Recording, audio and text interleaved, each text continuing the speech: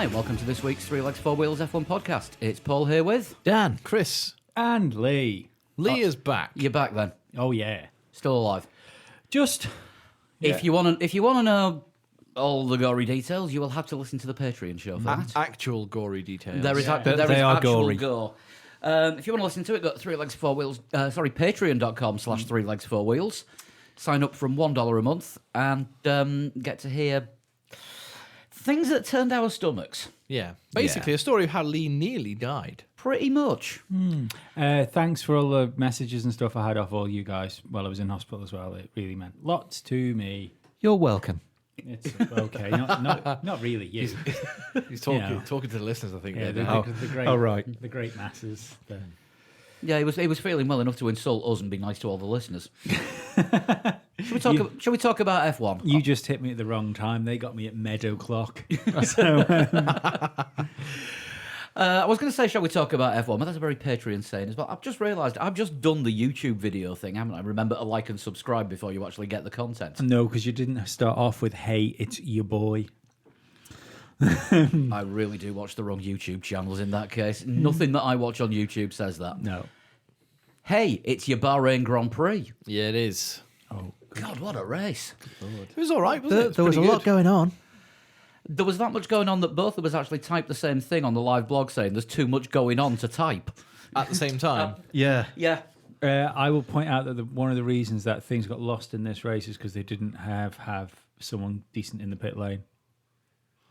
Karun Chandhok is ace and he knows his stuff, but he was nowhere near as good at feeding stuff back to the commentators from the pit lane as Ted Kravitz was. Paul di Resta picked up on a couple of things before he joined as well, didn't he? Yeah. In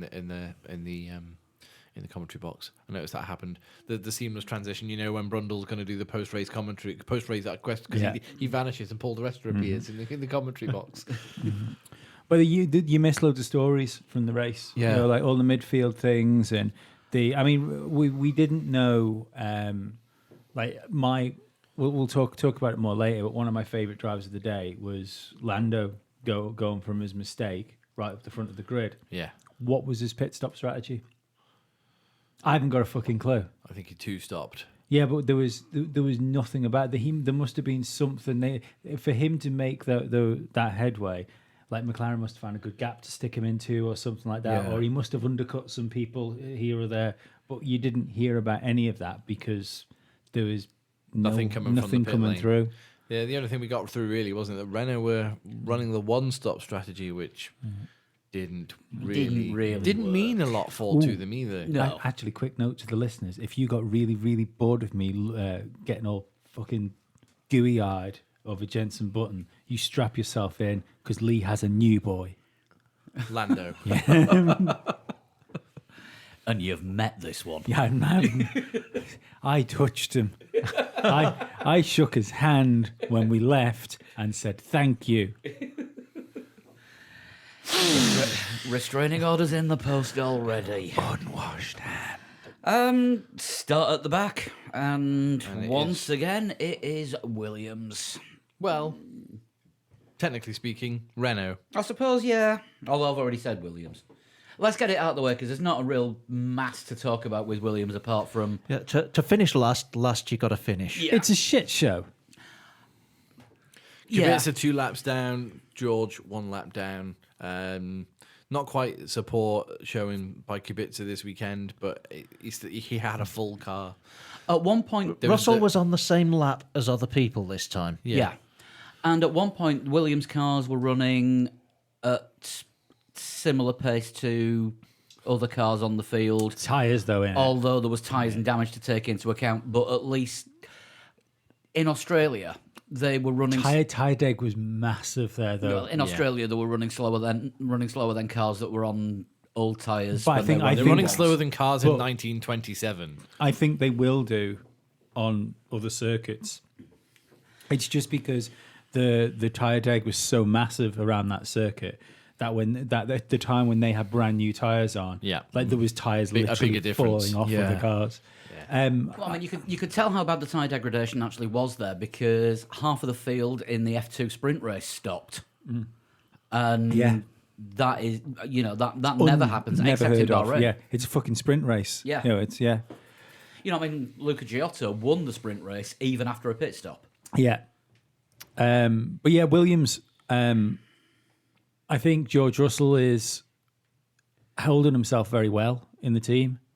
Given the situation that's going on, given the fact he's a young man, he's saying the right things. He's saying the right things in the media. Yeah.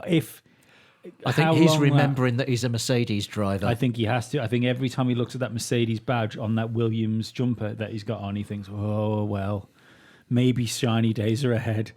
And shiny silver days. well, I think the best thing that could happen for him is for Ocon to end up in the same car and him to start beating Ocon.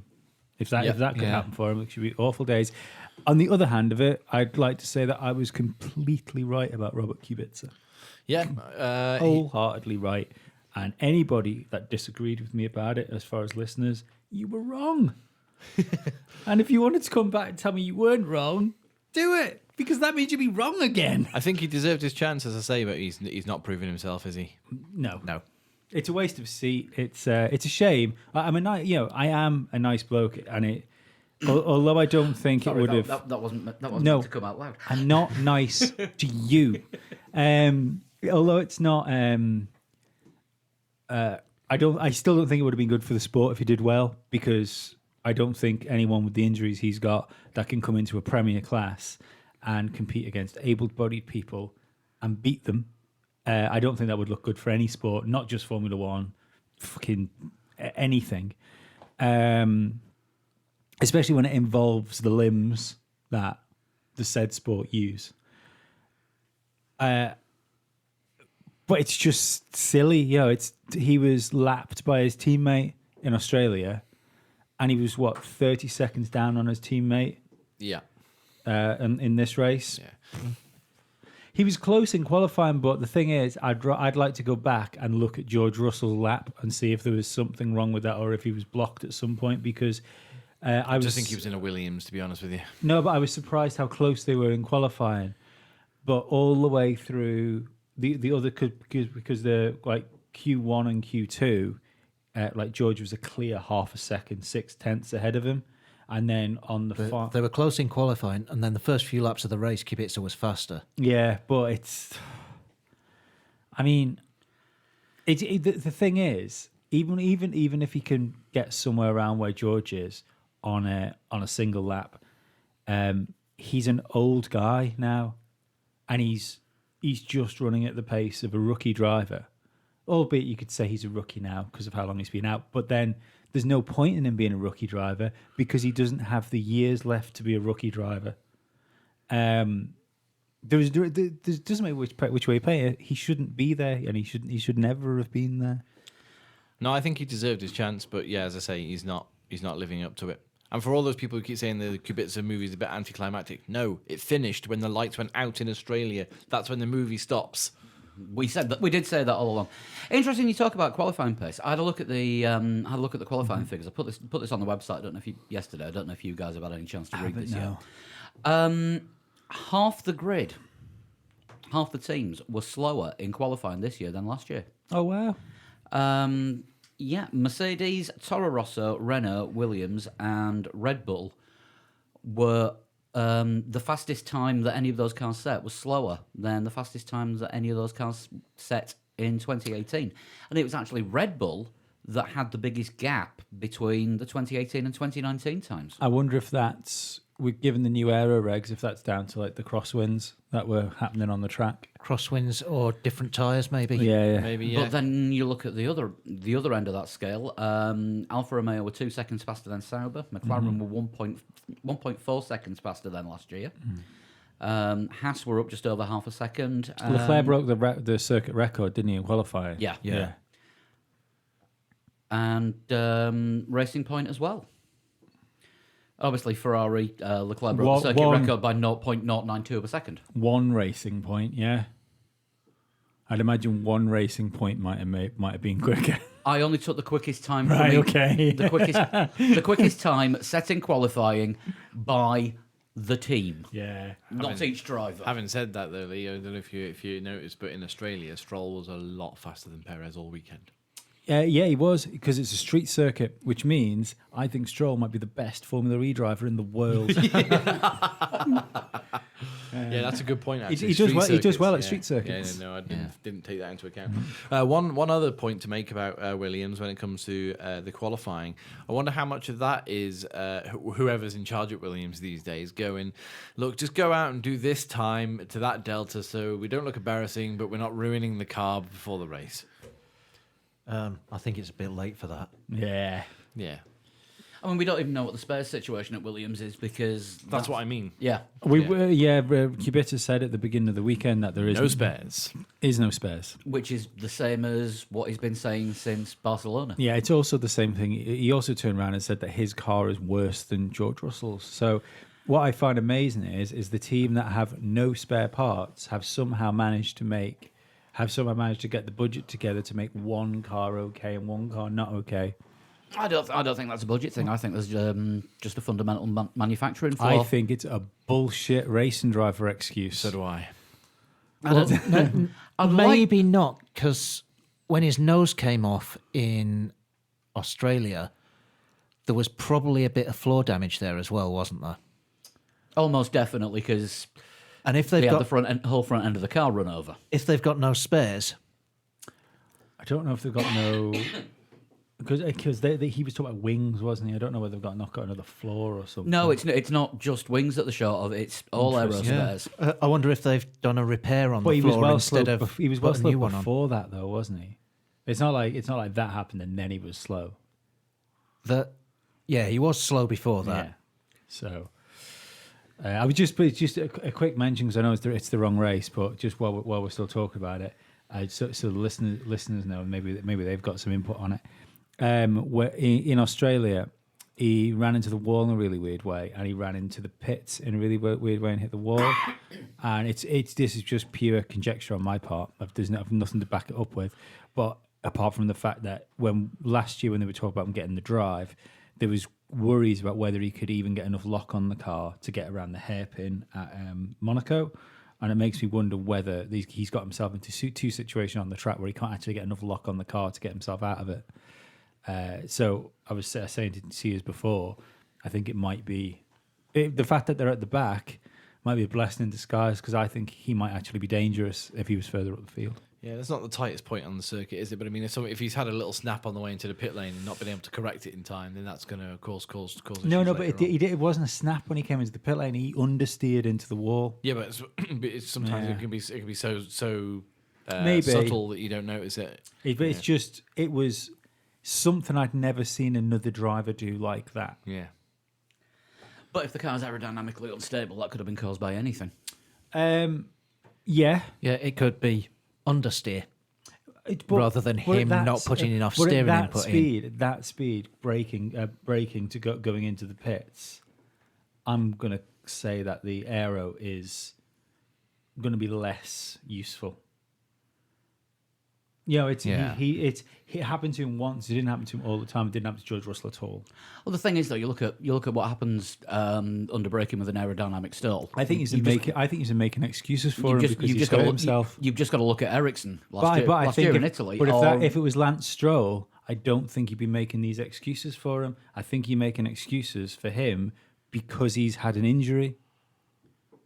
No, it's just there are tighter corners in Australia than the I I realise that, but I pit think lane, and but I think we this had is an what's issue happened elsewhere on all the circuit. All the talk about Kubica, because I know I've been pretty negative about it from the word go. I know that, but I think all of the things people have been saying about Kubica, if it had been Lance Stroll or if it had been Gasly, especially this year, so far the year he's been having, I think they'd be murdered for it. But I think he's getting a free pass for his injuries.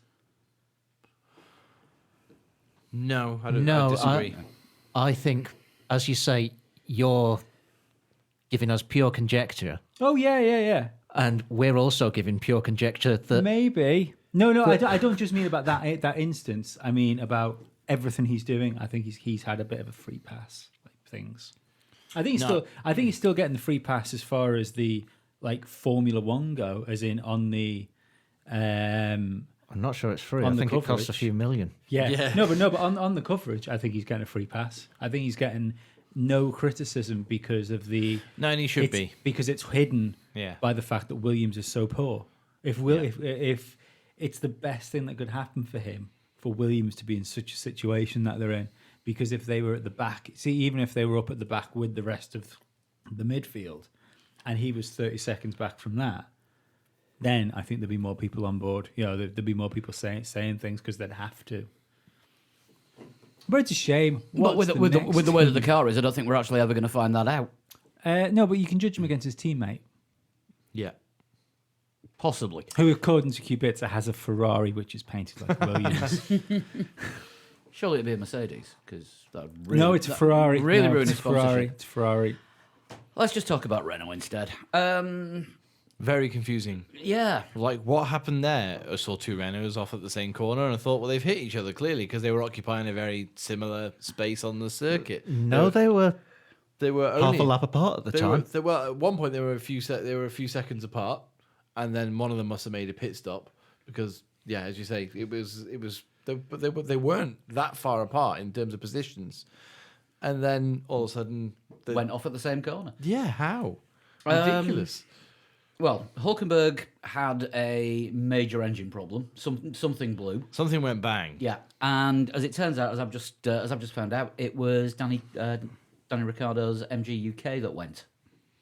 Just shut the whole car down. Shut no the power. shut the whole car off. The car went into safe mode, and then, judging by the way that the live light was flashing, went into a very unsafe mode, which is why I didn't put the steering wheel back on. Yeah, but none of the marshals, if you notice, was paying attention to the red flashing light on top of the car and was trying to reattach the steering wheel. You're not supposed to touch the car if the light is flashing red. It's a good job there's no fire. Exactly, yeah.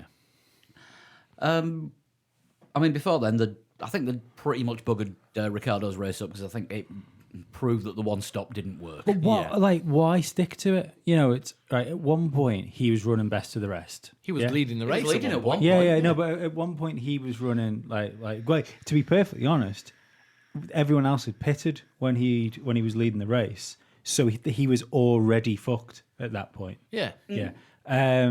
Well, no, he was on a different strategy. He was on a one stop, and they Yeah, pitted no, for their two stop. But it was already obvious that two stop, by the pace he had, it was already obvious that two stop wasn't working. But sorry, the one stop wasn't Yeah. working for him. But the funny thing is, he was best of the rest at one point. How nobody in Renault turned around and said, right, well, that's it. We can't get higher up than this because we don't have the pace to do any better than be just behind, be behind one Red Bull. Yeah. When the first lot of cars pitted that he was racing around him, they should have just copied them. Copy the cars around you. You're already ahead. Yeah. You will win. You will beat them. But they chose not to. Yeah. They chose to stick to their one. It was one stop. it was a stupid call. I don't understand what they did to him.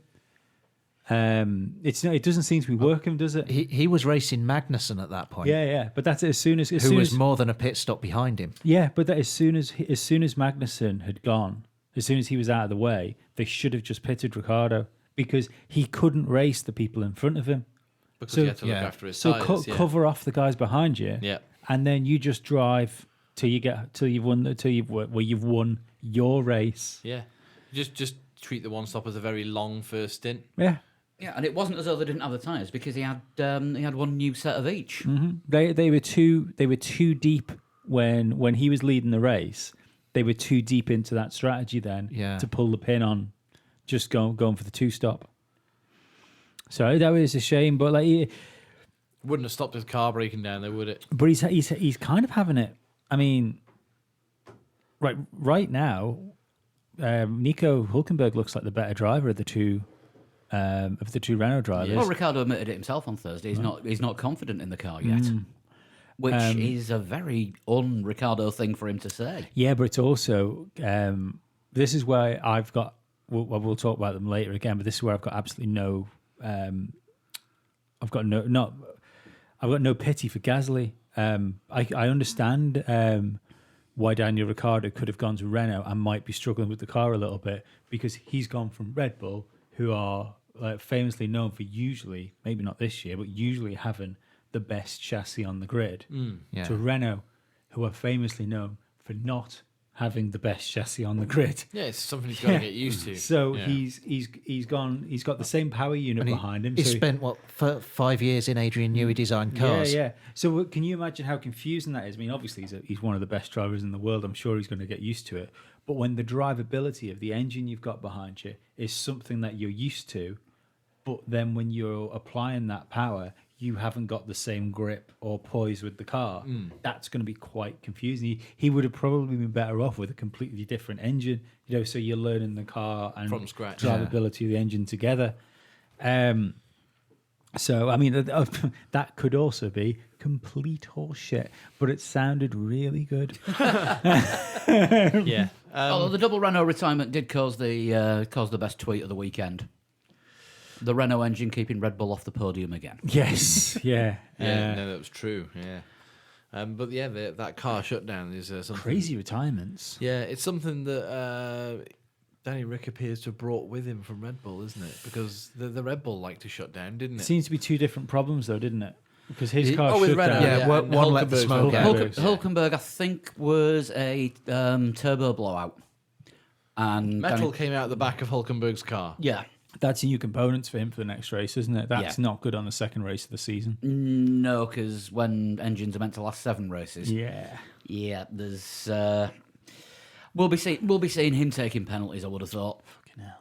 I'm fucking sick of penalties. And Danny Rick's MG UK, well, that's the same problem that Carlos Sainz had in Australia. So the Renault MG UK doesn't look to be all that shit hot this season. Yeah. Well, Sainz's was because it started a fire In Australia. in Australia. Did he have to have a new one for? Yeah, he did. Okay. On the goods, the positive side for Renault, at least on the engine side, is they do seem to have made gains up in the engine department. Yeah, fully. Yeah. Because I calling the Red Bull Honda engines have made up all this power gains.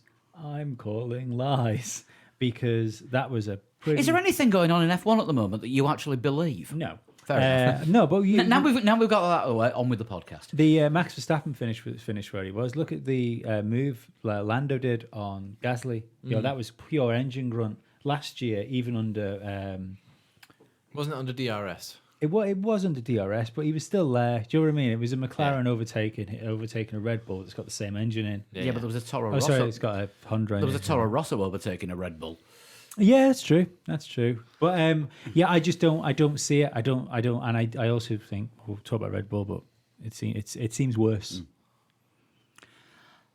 Possibly. Credit where credit's due, though. Hulkenberg's race day performance.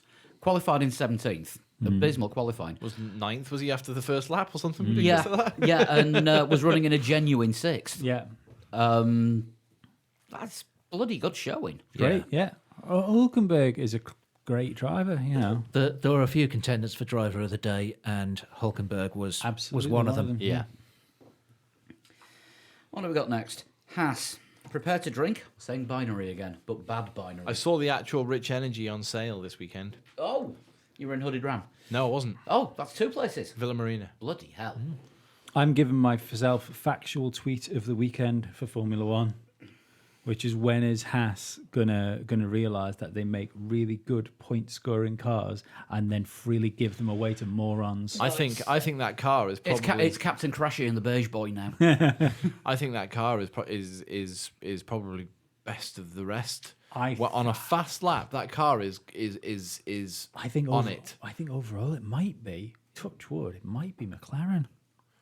It might be. Maybe. At the moment, we don't. It's still early doors. I think hard to it tell. will be. I think best of the rest could change at every circuit, which is even better. I think it depends. Do you know It's who's going to not come down best to of the rest? development, isn't Roman Grosjean. He's just sorry.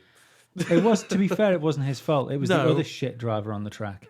Well, He drove clean into him. he should. But the argument is he shouldn't have been there to have been Yeah. drove into by Yeah. Lance Stroll. He Yeah. should have been up there with the Red Bulls. I see a little bit of turning in as well going on with Grosjean. I Maybe, didn't but- quite see it as.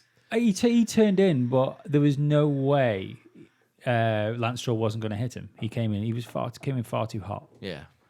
And Lance Stroll kind of if it was really funny, isn't it? Last in Australia, we had new Bottas and we had a really good Lance Stroll. We had new Stroll, Haas and Grosjean are exactly the fucking and same. and this weekend we had usual Bottas and Usual Stroll. Yeah, definitely usual first half of the season, Grosjean. Absolutely. 0 points. Should we start saying it now that this has to be his last year?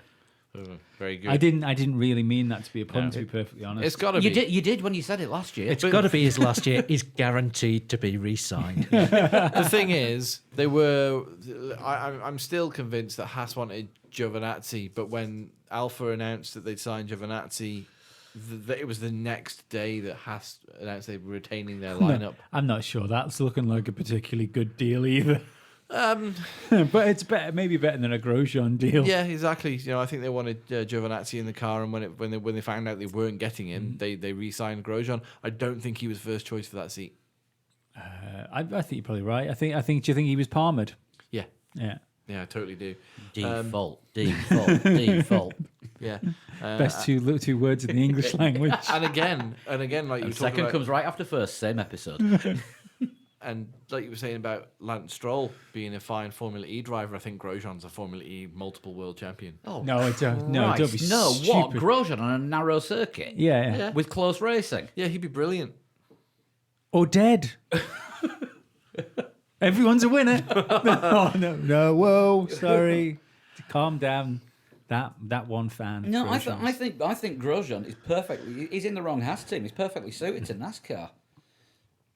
His wife. Rubbing his racing. No, his wife had a different surname before they were married.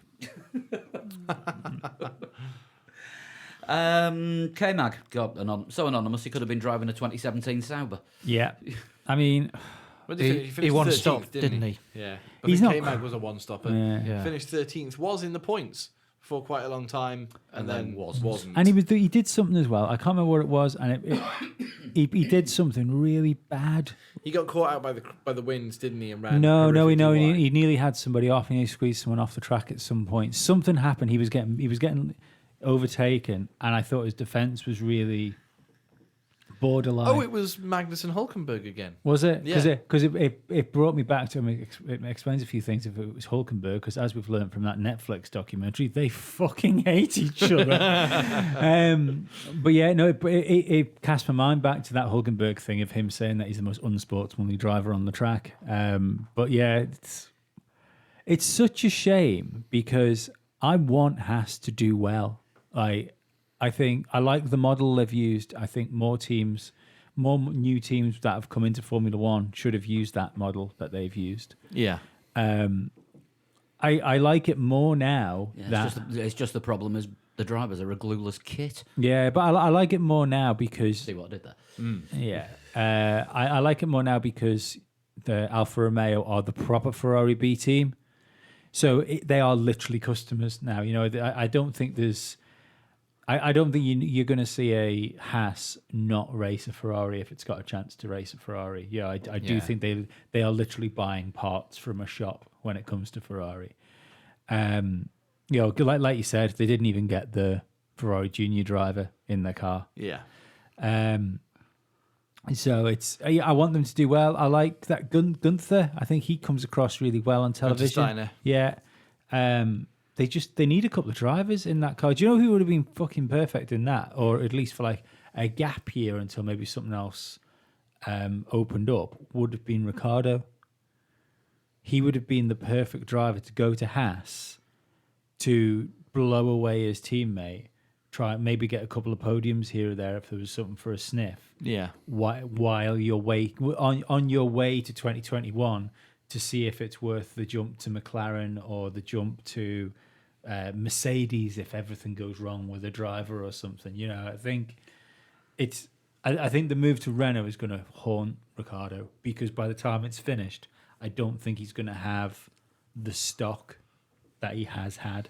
Yeah, this is an important season for a lot of drivers, but Ricciardo's one of them. Needs to start putting Hulkenberg away, and hasn't been so far. But as you say, 2 races in with a new team. Yeah, who car, knows? so- How the hell we've gone back to Renault after talking about Haas? I know. I think that just goes to show how. Us and tangents, never. I was just going to say, I think that goes to show how much of a sort of pretty much of a non-entity Haas were this weekend. Well, talking Yeah. of non-entities, the next team were fairly anonymous as I well. don't know. They got in the Racing Points. Well, but just about.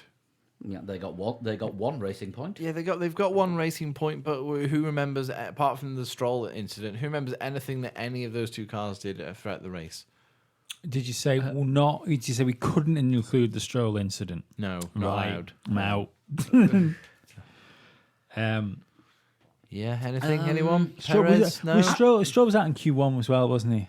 Yeah. Yeah, This he is went not out in good. This is qualifying. not Anton good. Anton Hugh Bell looked quite good. Oh, sorry, wrong pink car. That was the F2 one in the BWT colours. Ah, Yeah.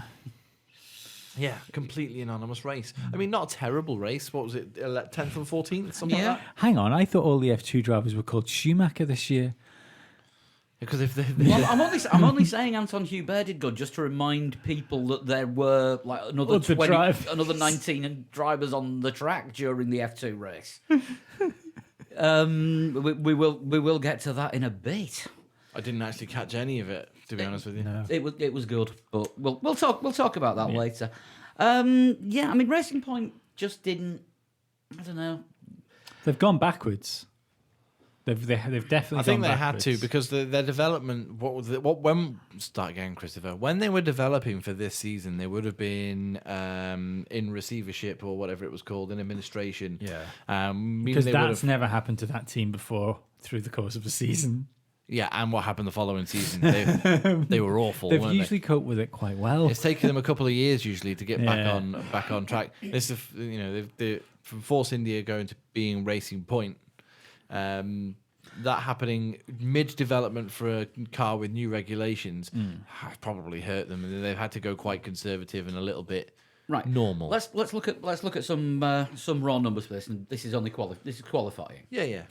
They were faster in qualifying than last year, Right. and they'd narrowed the gap to pole position Good. from last year. But they were lower on the So grid. they were up on both counts, and Well, Perez was. yeah, 1 lap pace, yay. Yeah. Race pace, Whoa. no. But like this is the problem though, isn't it? I mean, we'll have to wait until the next race. Maybe it was just. I get the feeling that Lance Stroll can drive a racing car, but he doesn't understand how to drive a racing car. Remember in that situation where he said like, I don't know what the car's doing, things like Yeah. that. So I'm going to give him although that's not acceptable, to be perfectly honest. I'm going to give him the benefit of the doubt for this race because he did do well in Australia, but the crosswinds might have thrown him off here. But you're not talking about a rookie driver anymore, are you? Third season. Yeah, he had a car that should be comfortably Q2. When you look at who was around him and who was going faster than him. What happens to Force India now? I mean, does Lawrence Stroll want a Formula One team that much that he's willing to run a Formula One team for his son to be last or next to last all the time? He was keeping the Williams company in the for a part of it. That shouldn't be a thing. Yeah, at one point he was between the two Williams. Was it Russell that overtook him? Wasn't that strategy though? I No, know that it's was been- because he had his nose changed. Oh, wasn't it? of was it? course, yeah, of sorry, course it yeah. was. Yeah, Sorry. he needed a new nose after the first lap. Yeah. All right then, but in qualifying he So was new strategy after the first lap pit Yeah. stop. Yeah. But it's not. Surely his dad's not going to keep pumping money into a team for him to be shit at Formula One. He's So not been shit so far this season. He's been He was shit this weekend. yeah, he's don't been forget though, average. with the amount of damage that he took, there's going to have been some floor damage and other aero part damage in there as well. But look how he qualified. He qualified like out in Q1. out in Q1. That was One a- place that was- behind Hulkenberg. Yeah. Well, you fucking right. He's Lance Stroll. Hulkenberg had a bad qualifying session. The Now, I just can't help but think if it was Hulkenberg you were talking about, he wouldn't be getting the amount of shit. No, I know what you mean, but like, I mean, realistically, You're just going easy on Hulkenberg because he doesn't have as much money as Lance Stroll. I'm going easy on Hulkenberg because he's been a good Formula One driver for over a decade. So How many podiums has he got? none. How many podiums has Stroll got? And Maldonado's got to win. Yeah, But Hulkenberg does so well just because of his experience in endurance racing. That's Hartley. Let's get back to what we were talking about. Tangent peoples. What, shooting Lee down? but it'll be interesting. It'll be interesting to see what Stroll does in the next race. That's what I was trying to Yeah. say. Because like I'll give him the benefit of the doubt for this race because he did well in Australia. He did do well in But Australia, he but, as you were does saying, te- it was a street circuit. He does tend to go well on like street circuits Yeah, and you're right, semi-permanent circuits. Yeah, you are right. It has been noted before, hasn't it? That, But so. the thing as well, what worries me for Stroll is like, well, apart from the like the night race element of it, like Baku's known as being not Baku, sorry, where were we? Bahrain. Bahrain is known for being quite an easy track to drive, isn't it? No, the drivers look at it as quite an easy circuit to learn and do. So it's not. I'd have thought he should have been further. He should have been closer to Perez. Okay. Yeah. That's a fair point to say. I don't think they were that far apart at the end of the rear. Well, they're 14th and 10th, but yeah, as you say, Yeah. I mean, But obviously, the way shenanigans. the race finished, you can't really take time gaps into account. No. another Australian sort of result that got reversed in Bahrain, though. Toro Rosso. Yeah. Kvyat in 12th and Albon getting his debut points in 9th. I don't think Kvyat would have been 12th if he hadn't been spun around. Yeah, if Giovinazzi hadn't have thumped him, Yeah. then Kvyat would have got points. Yeah. What is the story with Albon not racing under the Union Jack? He's racing under a Thai license because he's half Thai. Yeah, but he's half Thai, but I think he was born in England. Yeah, but he's just But like one of his parents is Thai. Oh yeah, no, but I just wondered why is Yeah. that because Because that's where he first started racing. also like Romain Grosjean's born in Switzerland. I races thought under a he'd French lived all his license. life in England, most of his life in England. But yeah, you can live most of your life in a country and start racing in a completely different one. Oh yeah, no, it's Hulkenberg. Sorry, Rosberg. it's Rosberg syndrome. It's called. Yeah. But no, Germany, but what I Finland, mean Monaco, is, I wondered whether there was money coming in from the Thai That's side. entirely possible. Yeah, That it'd be because easier to get because he sponsors from he Thailand. considers himself English. Yeah. He doesn't consider himself Thai.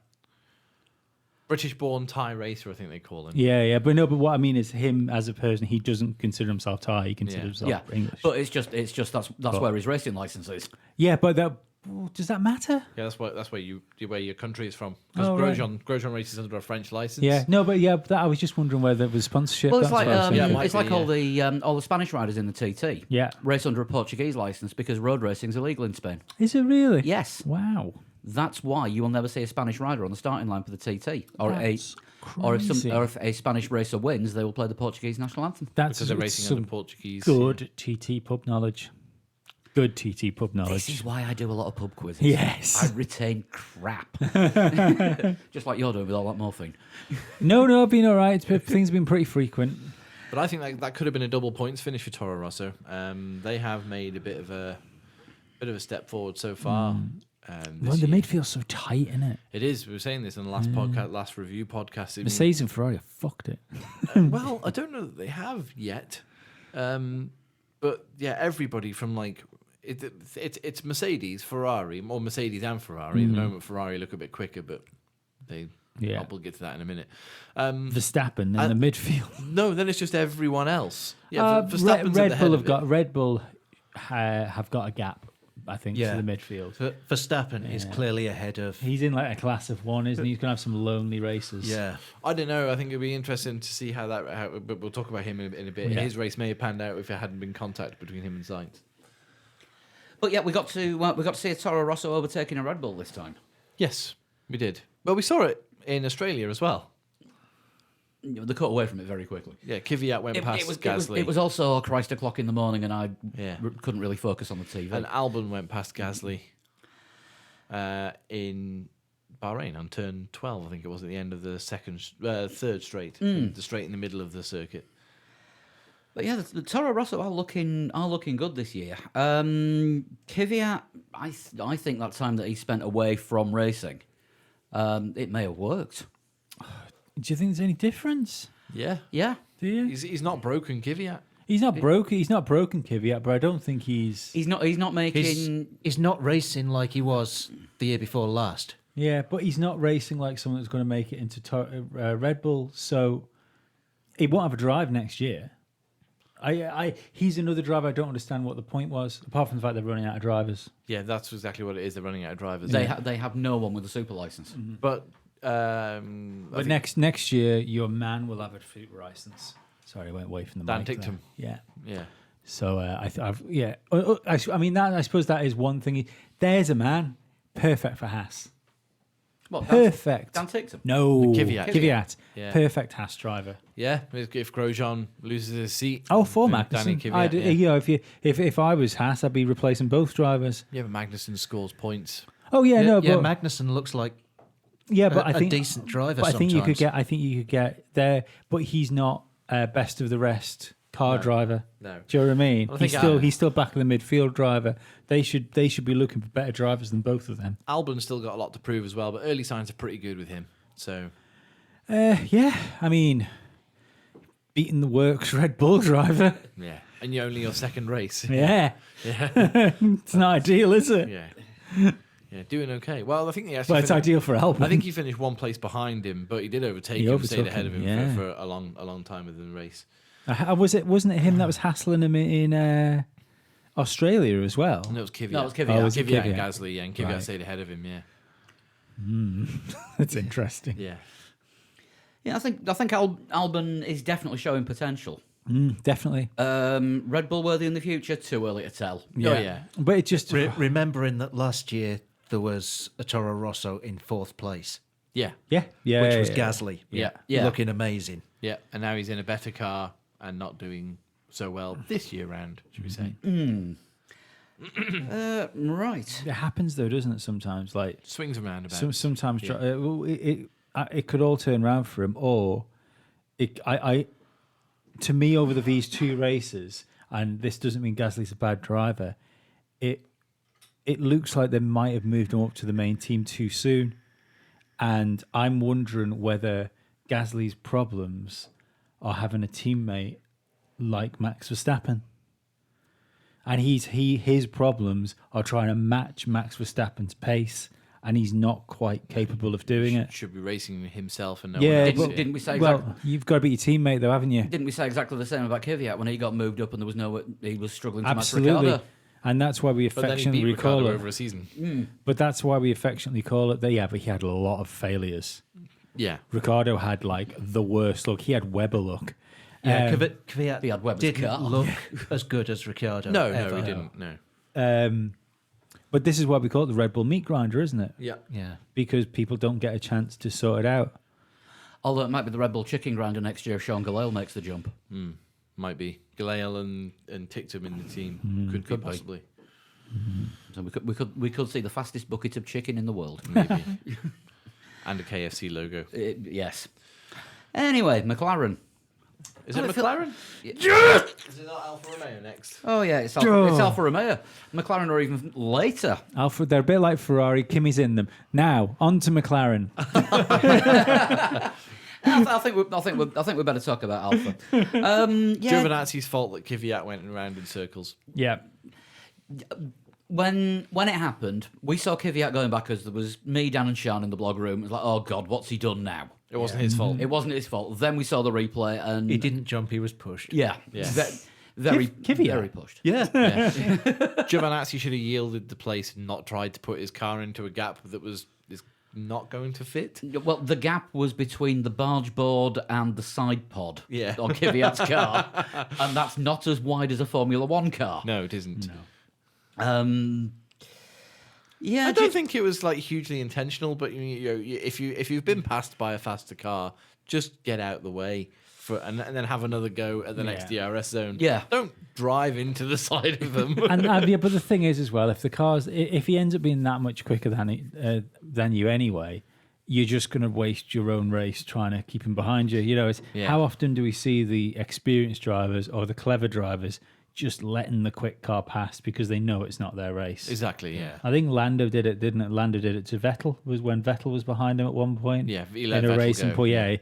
Not even a fucking hint of trying to hold him up No. because he knew he had other business to be getting on with. Yeah. And if anything, let Vettel pass. Just I might just follow him through these next 2 quarters. Yeah, and see yeah. How he takes pick them.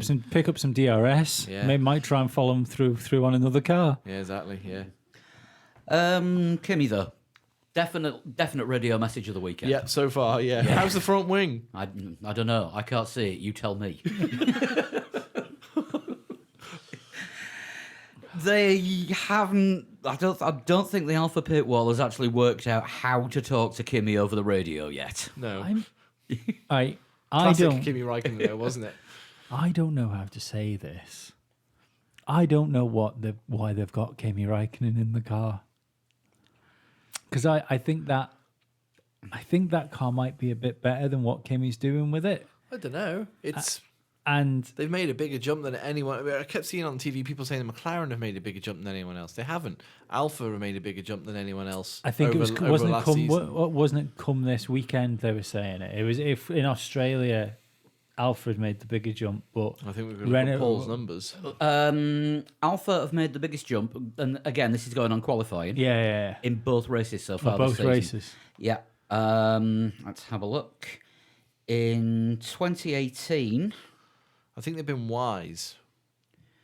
yeah, 2018. This is going on percentage of pole position time. Yeah. The fastest Alpha was 103.5%. The fastest Alpha in 2019 was 101.3%. Right.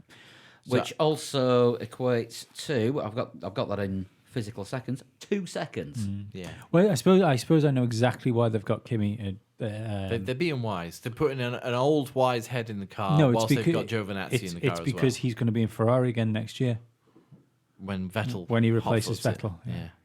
Yeah, because Giovinazzi won't be ready to go up there yet, will he? Giovinazzi won't be ready to go up there. They're going to need somebody else to do another year. He'll do one more year in Ferrari and then sail off into the sunset. Well, we all know who Ferrari want to be driving an Alpha next year. But we'll talk about that But later.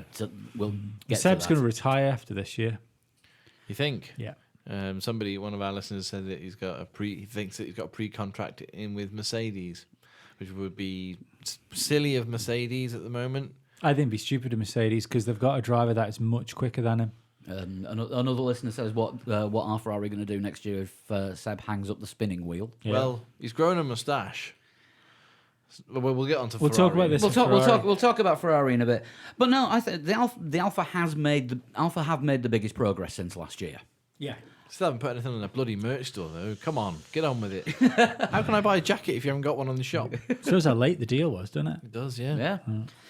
So realistically, the car they've got and all the gains they've made must have been done under Sauber's watch, not the look of Ferrari. Well, it's Sauber that's still running the team. Yeah, that's no. But I mean, So- like before, if it was that late before Ferrari decided to actually officially step in, you can't think it's all Ferrari doing, which has got them where they are. You know, there's been Sauber handling there. I mean, last year Sauber went on a massive recruitment drive, and obviously they managed to pick the right people. Yeah. Because I mean, this car will have started being developed almost 2 years ago.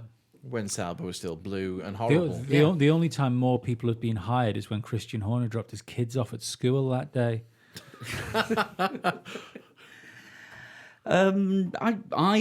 I'm looking forward to seeing what Alpha, pounding the swear jar, do for the rest of the season. Because let's see if Giovinazzi can find his feet. I hope so. I mean, Yeah, he might be a slow burner. He was okay when he replaced Wehrlein, wasn't he, for that race in a bit when he put it in the wall in China. Yeah. I think. But that was on the only wet part of the track where he crashed. I think you can tell immediately with a driver what's going to happen. You think? Yeah, I think, Giovinazzi's well, got- especially when they've got a half decent car. Yeah. Yeah, you know, it's the what you could tell with Charles Leclerc, for instance, that he was going to be all right. It's a shame about the accident. You could tell with Jules Bianchi That he was gonna be special, immediately, even though he was in a manner. Yeah. Lando appears to be going to be a half decent Formula One driver. I think you can see that with George Russell just by what he's done, even though he's been right at the back of the grid, but by comfortably closing his teammate out and So far, yeah. getting the car around, being on the same lap as the other drivers when his teammate wasn't. All that, those sorts of little things that, unless you're actually, well, to be perfectly honest, if he wasn't English and I wasn't paying like the special attention to drivers I do when they are English, I wouldn't have noticed. And the fact that he's related to you. Yeah, well, yeah, but I need to keep that low key because I really do like Lando. He is perhaps the most likable Formula One driver. He's the most un-Formula One driver like in the media. This is like when David Beckham was in the Red Bull garage this weekend comparing Spice Girls with Christian Horner. Yeah, Mel B could have done that with him as well. Oh no, you don't have to say allegedly now. It was in Pop Bitch Newsletter last week. They can get sued, not us. But yeah, at the end of to tie off the Alfa Romeo thing, I think that's a good car going forwards, and I think that's the right driver pairing. Raikkonen is the old head, wise shoulders. You know, he's got the experience. And you've got Giovinazzi, who's obviously he's coming through. He's still learning. He's not quite Kimi's pace. Whether he'll get there or not as the season goes on remains to be seen. Raikkonen's in the ideal position to sort of school Giovinazzi, in another pound in the swear jar. I think in what it's like, what you got- need to do to be a Ferrari driver. I think Kimi's got a podium in him as well. I think like one of those, and I don't mean like a freakish race, but like a wet race is not usually wet. Do you know what I mean? Like if we get like a wet, just off the top of my head, Canada. I think the stars have to align. It's like when he won a race. Yeah. I think the stars have to align. He has to be on a good day. Something has to happen to other drivers. Yep. You know, things have to happen around him. I don't think Kimi in that car has the pace to get a podium. You know, No, I mean like craziness has like to a wet, it has to be ensue. a leveler, like a wet race. Yeah, you know, and like craziness on the Damon Hill winning in a Jordan Yes. type level. possibly. So Baku. Maybe. Yeah. Who knows? Yeah. Well, if Lance Stroll wins and Kimi's second, that's still a Yeah. podium. I think the shock podium of the year is this year. Yeah. I think Lando's going to crawl off McLaren onto a podium. You reckon? Because he was all in GP2. It's something he was really good at. Was just like fucking starts up, ending up right down the back of the grid, And suddenly being second. and being second or third. Yeah, Can I just put an appeal out here? yeah. I'm just looking for experts on cat behaviour, to how well cats take to having their names changed when they're about 3 years old. It's not too late to change Arthur's name, you know. It's not too late to change Arthur's name. He doesn't really say it yet. He says everybody else's name. Yeah. Anyway, McLaren, now you can cheer. Yeah. So, Carlos Sainz. Brilliant start. One of the best starts I've seen since last year. No, like but like genuinely brilliant start. Yeah. Like overtook the car that was on his row, overtook the entire row in front of him, and then sort of got squeezed by Verstappen to the turn point one. to the point where it looked like a jump start. Yeah, Yeah, it was but- one of those starts. Did anyone see his post-race interview when he was talking about, you know, he didn't want to be angry or anything? And they said, and then Rachel Brooks said to him, "Well, what do you think you could have done?" And he said, "To be honest with you," he said, "I felt that if I made that clean pass, I'd like to have had a go at the Mercedes because I think I could have done. That would have been interesting." And I think I honestly think if that pass on Verstappen was clean and it was a racing incident, I'm not blaming either driver for it.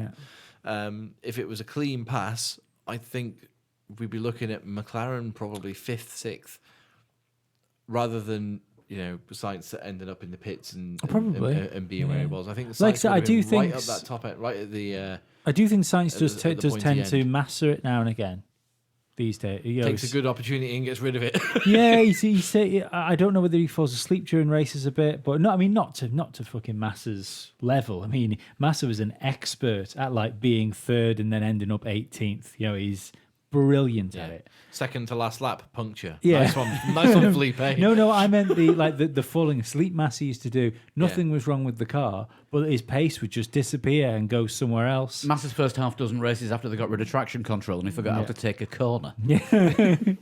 It was you know how like Senna used to say that is sometimes he'd like be above his body, but like looking down on himself. yeah, but that would happen to Massa, but it would like go home.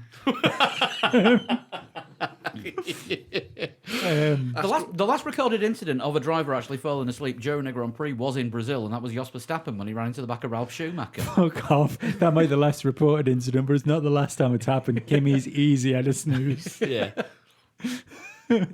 Was it David Coulthard told the story about Kimmy, didn't he? Where he was in the garage and it was back in the old 12 lap qualifying days. Yeah. And he'd just come in, set provisional pole in his McLaren, and saw Kimmy's mechanic walk up to the back of the garage, shake Kimmy to wake him up. Kimmy woke up, walked over to his car, got in his car, and went pole. Yeah, I can believe it. Yeah. So on to Lance Stroll. Yes. You mean Lando Norris? I mean Lando Norris. Lance Stroll? Come on, Paul. Sorry, I've not been sleeping. Flu meds. Yeah, it was an alright performance. It was. I personally genuinely think it was driver of the day, but I mean, it's Hard so to ignore It's so the difficult young lad because in the of Ferrari. Leclerc. Yeah. Yeah. But I think the difference is, I there's a good thing. I think driver of the day was fucking Charles Leclerc, but race of the day Was Lando was Norris's. Lando Norris. Yeah. That Yeah. might be the better way of putting it. Yeah. And only because he fucked a start up, he shouldn't have been down in 14th in the first place. That's 2 races and 2 bad starts. I think that's the only weak part of his performance. Yeah, he wasn't too He great. admitted though, didn't he? Yeah. He said, "I'm still learning." Yeah. Said, but what did he say? I enjoyed that a lot more than I enjoyed the first race. Yeah. So Here's the thing. Phew. I mean, we've talked about him for that long. It's hard to forget that he's only done 2 Grand Prix. Yeah. Well, this is what I mean about instantly. The good guys, even though Max Verstappen, for instance, was crashy, I still don't think he'll be a world champion. By the way, I think he needs one of those, like you were just saying about Kimi. The stars have to align. I think he needs one of stars those have years. he needs a Jensen Button year, I think, to where but Hulkenberg's first in the queue for that. I don't agree about Verstappen there. I think if he was in a Ferrari or a Mercedes, yeah, I just worry that for him, he's missing his opportunity right now. Or maybe not right now, but I still think Hamilton would beat him over the course of a year. And I think his mentality, much like Seb's, although I think Max is a faster driver than Seb, I think it would be a similar situation. I think there'd be too many up. I think it would be exciting because I think you'd be back in the Prost and Senna days of one of the drivers going for a move and both drivers going off, because we very rarely get that now, do we? With championship contenders taking each other off all the time. No, 'cause Yeah. you not usually- now that Nico and Lewis aren't racing. Well, no, what you usually do is Vettel trying to put a move on somebody who's one place ahead of him, taking himself off. Yeah, but no, but what I mean is that he came in, and you could see straight away that there was something there, and you can see it with Lando. I think that's what we're talking about. I lost myself a bit there. Yeah, We actually stopped talking about McLaren and started talking about a different team. I don't think that's ever happened before. No, I mean, it was just all round great apart from his start. Yeah, once he actually nails the start procedure for that car, we're going to be seeing him finish. Top 5s are on for him. I Yeah, I should have, think so. would have, could have. But I think if Sainz, because there were still faster cars around them, yeah. Mm-hmm. I think if Sainz would have even got up there and not crashed, I think Lando would have been right on his ass at the end. Yeah, I think so. Yeah, I think they would have been he'd have fourth, caught, fifth, fifth yeah, or sixth. he'd have something like that. He'd have caught up with them, and then would have ended up with having both the McLarens racing each other. I think. Yeah.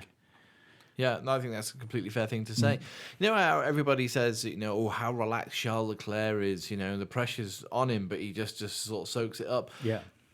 Nobody mentions the fact that Lando Norris just doesn't appear to care that he's in Formula One. He just does what he wants when he wants. The only thing I Doesn't would take it say is seriously he's at been all. in McLaren for a while, and I think Charles Leclerc being how he is in Ferrari is nothing short of stunning because it's Ferrari. It's a different beast. Oh, yeah, Yeah. entirely, yeah. Yeah. Yeah, and I mean, don't forget Ferrari have only ever hired one driver younger than Charles Leclerc, and that was Gilles we're Villeneuve. going to have done all the Ferrari talking points before we get to Ferrari. But yeah, Lando's my new lad, and McLaren did really well. I think they've got a really good base for the year as well because McLaren tend to be, even though it's been a shit show for them for years, they do tend to be one of the better teams to develop the car. Yeah. So And the if- fact that the fact they've got a solid foundation in the midfield, Yeah, it has potential, I didn't they? think Both drivers I said. think they will finish, especially with both those drivers as well. Like good point scorers, it would appear they've got. I think they'll end that.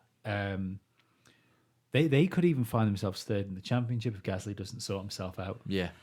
But I think that they are my pick for fourth. This is the first year since we started this podcast Yeah, where we've gone from the end of the second race of the season, yeah, talking positive things about About McLaren, McLaren, yeah. and not having a post-mortem. yeah. And with a semi again, it's great. Also, we'll get to it later, but Fernando's in the car tomorrow. 3/4. Lando Norris's teammate next year.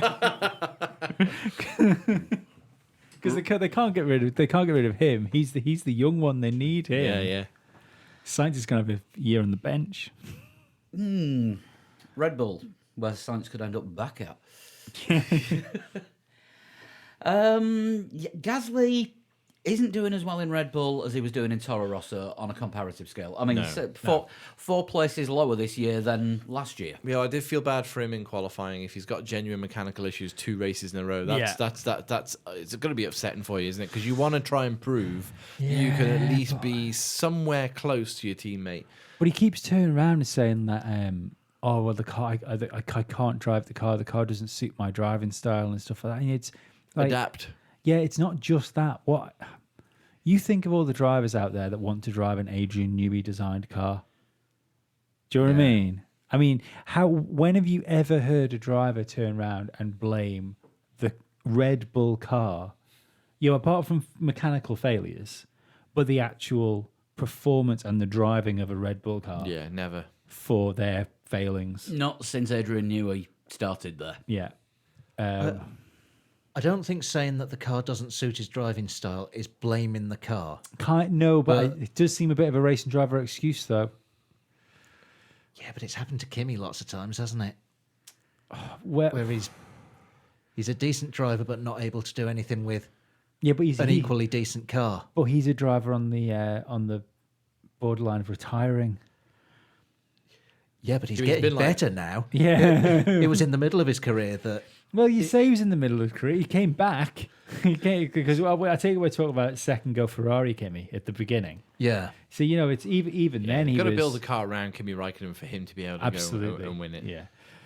And The problem is, the problem is Giovinazzi. No, is it not Giovinazzi? No, Gasly. Gasly. Let's still blame some of the medication. The problem is in Toro Rosso, although he had a couple of standout performances in Toro Rosso, he still didn't look like the driver you'd stick in Red Bull's main team. They had another Vettel situation. He's Danny Kvyat 2.0. Another year in Toro Rosso, maybe he would have been fine. This year in Toro Rosso, for instance, let's say Albon came in and he was Albon's teammate. He was the experienced driver and he could have got on with it, took care of his teammate, and then Yeah. by the end of the year, you'd have gone, right, Put him in. now might be Yeah. the time. But Daniel Ricciardo shocked Red Bull. He fucked off. And they went, oh, again. Yeah. And the other issue I think they've got is I don't think there's enough experience in that team for Red Bull, for a Main Red Bull team. potential champion. Because, I mean, you look at that team there, it's almost a Toro Rosso team. Yeah, Verstappen's leading the team. Yeah, I know Verstappen came in young, so he's got seasons under his belt. This is his 5th season. Yeah, but the thing is, he still doesn't come across as a seasoned Formula One driver. Not yet. No, he's not. He's not the finished No. article, is he? Your fucking brain doesn't stop growing until you're 25. Yeah, Yeah, he actually. How old is he? 21. 21. So he physically hasn't stopped growing yet. Like his brain hasn't stopped growing. You know. It's I mean, I did question Red Bull's motives Yeah. having such a young team when they've got a team for their young drivers. Yeah. And Red Bull being as they are, they're not going to go and hire anyone in. And this could be the downfall because there's no one for either of their two under 25-year-old drivers to learn from. Do you know the mistake Red Bull made this year? Red Bull should have hired Alonso. They should have hired Alonso. Well, mind you, saying that, Alonso says reckons they tried to, doesn't he? And he knocked them back. That was one of the biggest games of he said, she said last year after he announced his retirement. I don't know if I believe. I don't disbelieve Alonso. I think he seems to be very embedded in the McLaren thing. Like Like he's still say, signed to McLaren, isn't he? yeah, but I don't. But I've said it before, didn't I? I think was it. Did I say it to Scarbs or did I say it's Jenny Gow that I think Alonso will end up being a Name manager? dropper. Yeah, but I think Alonso will end up like managing, being the figurehead of McLaren at some point. He looked at home on the pit wall, didn't he? He did. But I if they had Alonso in the team, it would have done one or two things.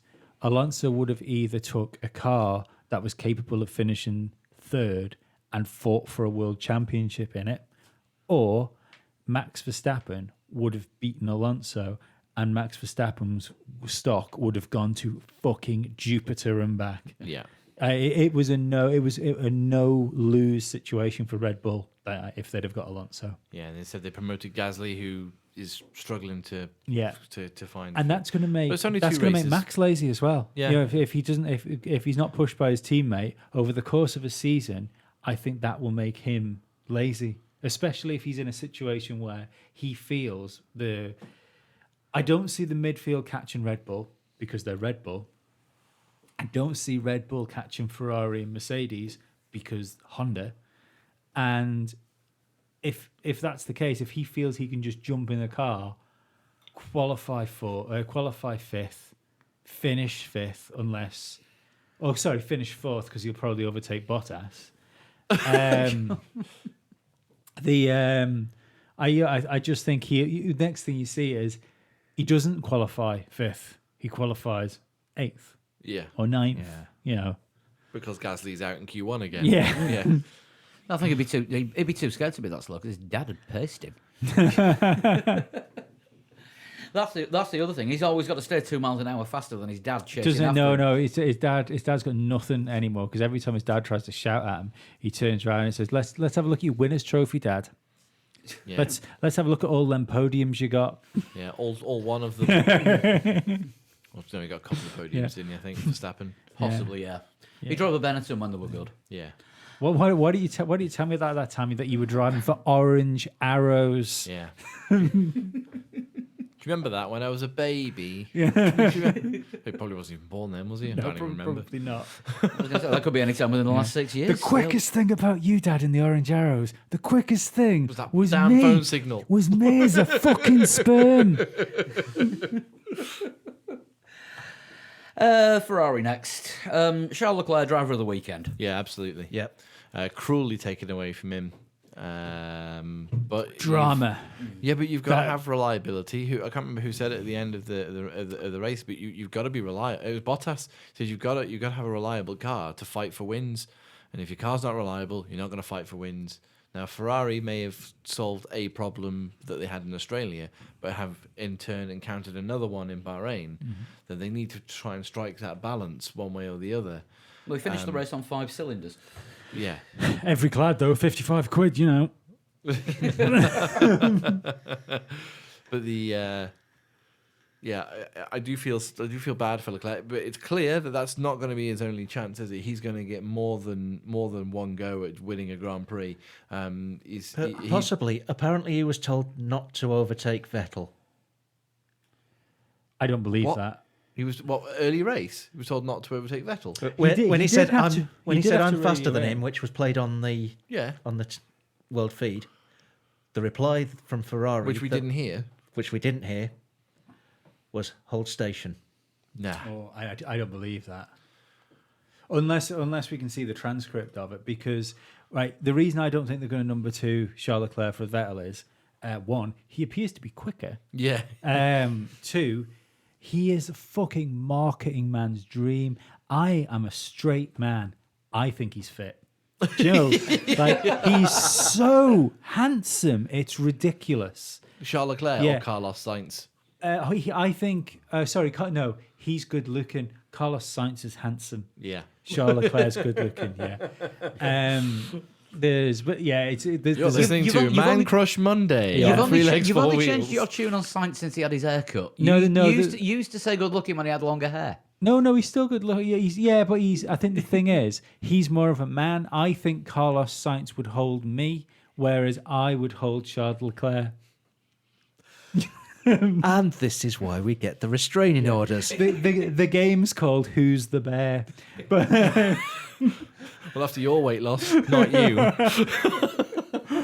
And Charles Leclerc as well. Your granny would think he's a nice young man. my granny's dead, but she wasn't a very nice person. She probably wouldn't have liked him. No. She's better where she is. I wasn't talking about your granny in particular. It felt like it. I was talking about like everyone's granny. Generic grand. My generic auntie would have granny, liked him. Yeah. I'm. Well. This has gone sideways faster than Vettel when someone's trying to overtake him. I'm Well, back. that was embarrassing, wasn't it? Because at first I thought, oh, they touched. But then, obviously, from another angle, they were nowhere near each other. It was just Vettel's classic, like Scarb said, pre-season. He got in Yeah. the power too quickly. Yeah, he did it. He did that when he spanned 3 or 4 times in a row end of last season. Do you know what this is proving? Stamps on the loud pedal. This proves to me how good that Red Bull was. I was thinking about this the other day. And don't get me wrong, I'm not going to turn around and say that Sebastian Vettel is not a good Formula One driver, because that would be a ridiculous thing to say. But he panics. But it's the same way as he used to have accidents when he was being raced with, and he seems to be having those accidents again. But that he stopped having the accidents when it was wheel to wheel racing, because he knew he had the car, that it kind of didn't matter. Do you know what I mean? He knew he was going to win another 5 races on the bounce over the next month or something. Blown diffusers were his friend, weren't Yeah. they? Because like he could He kind had of coast around all the corners grip. and- Yeah. And then slam his foot down. He had all the grip at the yeah, rear and end. now he's not got a blown diffuser. He can't stamp on the loud pedal, otherwise you go round in a circle. But you look at, because I was thinking about this, because the big question would be, well, if Vettel isn't as good as we thought he was, how good was Mark Webber? Yeah, that would be the Yeah. first thing you'd think. And then I thought to myself, well, hang on a second. In 2011, our Lord and Saviour Jenson Button, he was second in the World Championship Yeah. after beating one of the Red Bulls, when Sebastian Vettel was fucking light years ahead. In the last good McLaren. So I think maybe Webber was a C-tier driver. Do you know what I mean? Maybe Webber wasn't as good as we thought he was, I don't know, because I know what you mean. You 2010, don't put a Minardi in 5th by not being a good driver. No. no, it's true. But I mean, 2010 broken World clocks right Championship. once a week. 2010 World Championship should have been his, and had that. All right, okay. Yeah, he threw it away. But that's because him and Vettel are close together, and I don't think Vettel's as good as we thought he was. Yeah. At one point, we thought Vettel was Schumacher level. I don't think Vettel is in the same league as Lewis Hamilton anymore. You know how we used to say when we talk about top drivers, Alonso, we'd say, Hamilton, Vettel. Alonso, Hamilton, Vettel. I think that tier in Formula One right now belongs to Hamilton.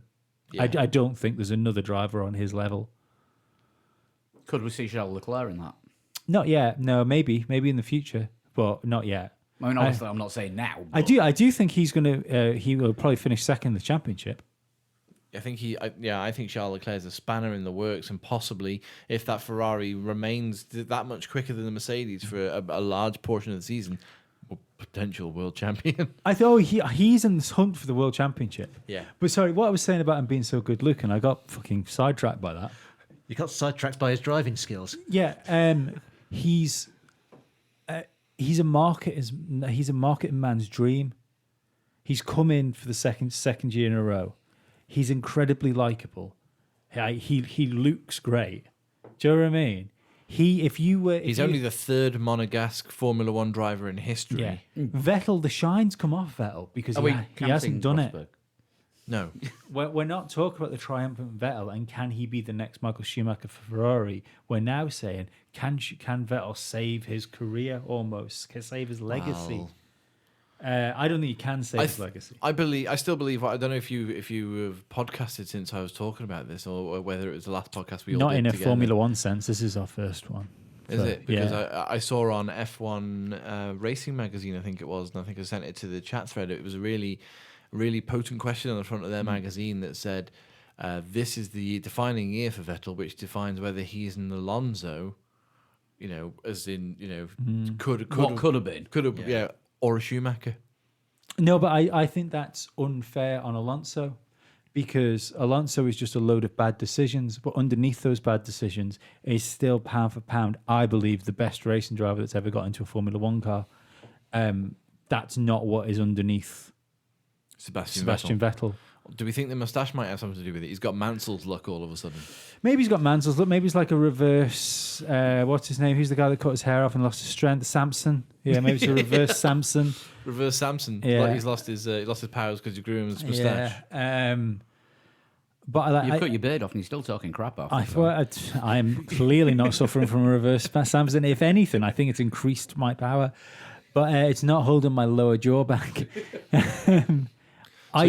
I think if I was Ferrari, that performance Charles Leclerc put in, if he can do the same thing next week, not pole, it's maybe he won't get pole, maybe he won't be in position to win the race, maybe Mercedes will be back on top next weekend. But if he's on with Vettel and if he can put Vettel away again or be quicker than him in qualifying, I think they need to back him because I think he looks cooler. I do, because I physically don't believe unless that pace that Ferrari had stays for the whole season, it was like 2/10, wasn't it, in qualifying in the end? 3/10, I think, in qualifying. 3/10, but Ferrari, they had the race pace though as well. Mercedes could do nothing about Ferrari. No. Hamilton was just hanging on to the back of them, wasn't he? What was Hamilton like? He was 23 seconds behind Leclerc, wasn't Yeah, he? When yeah, Leclerc had his yeah. first problem. Yeah. But I think they called the race off by then, hadn't they? I think it would have been a lot closer, and I think Hamilton might have been able to hassle the Ferraris more if they hadn't have gone with the soft tyre. The soft tyre did not work for that car, and Hamilton's pace dropped right off, and that's when the gap. But Lewis was already saying after 11 laps on the soft tyre that he was losing the rear. Yeah, all the rear yeah. I end think grip. they should have gone classic Mercedes and gone soft, medium, Yeah. soft, medium. Well, I think if they'd have gone soft, medium, I think Lewis would have had a chance to actually win the race. Yeah. Because when he was chasing Vettel down, he was going quicker than Leclerc. Lewis couldn't go soft, medium, because He only had one set left. had one set of mediums left. Yeah.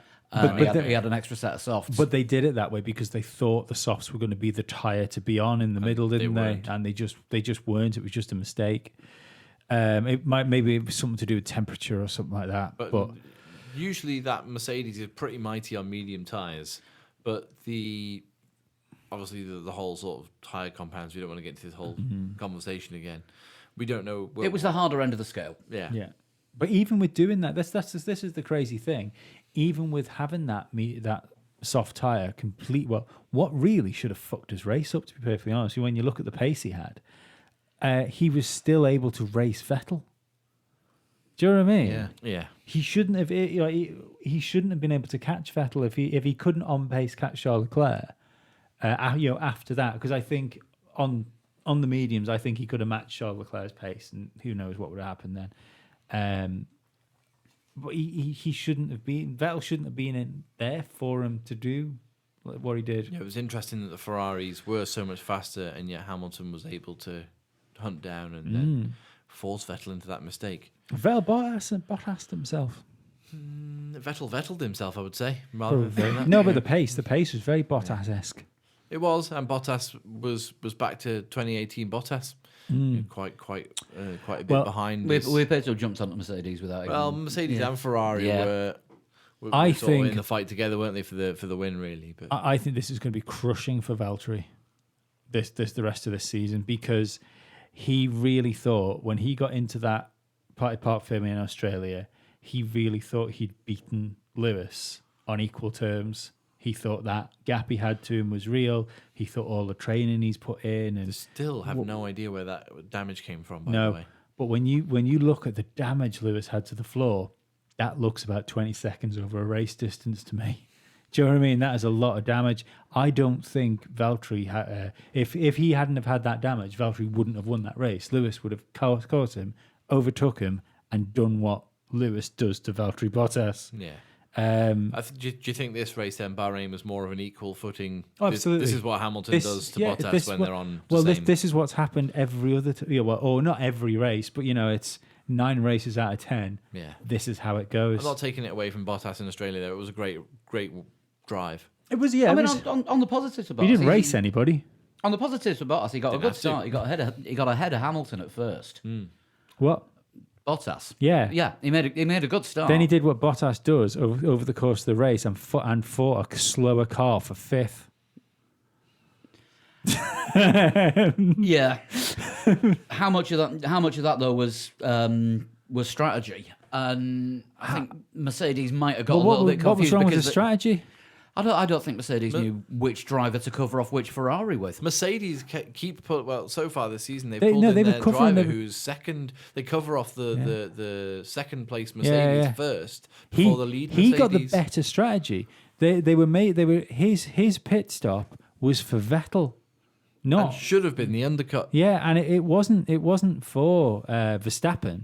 I don't. At that point through the pit stops, I genuinely don't think they thought they were racing Verstappen, but Valtteri in his right foot had other ideas. He just seemed to lose whatever advantage that they'd got But with the stop. It's just the usual thing. I mean, who knows? Maybe the beard will come back over the next race, but I don't think it will. He's still leading the World Championship by 1 point. He wants to take a picture of that because I don't think it'll be the same after the next race. Who knows? But tell you what, knows? though, this is another year, I think, of classic.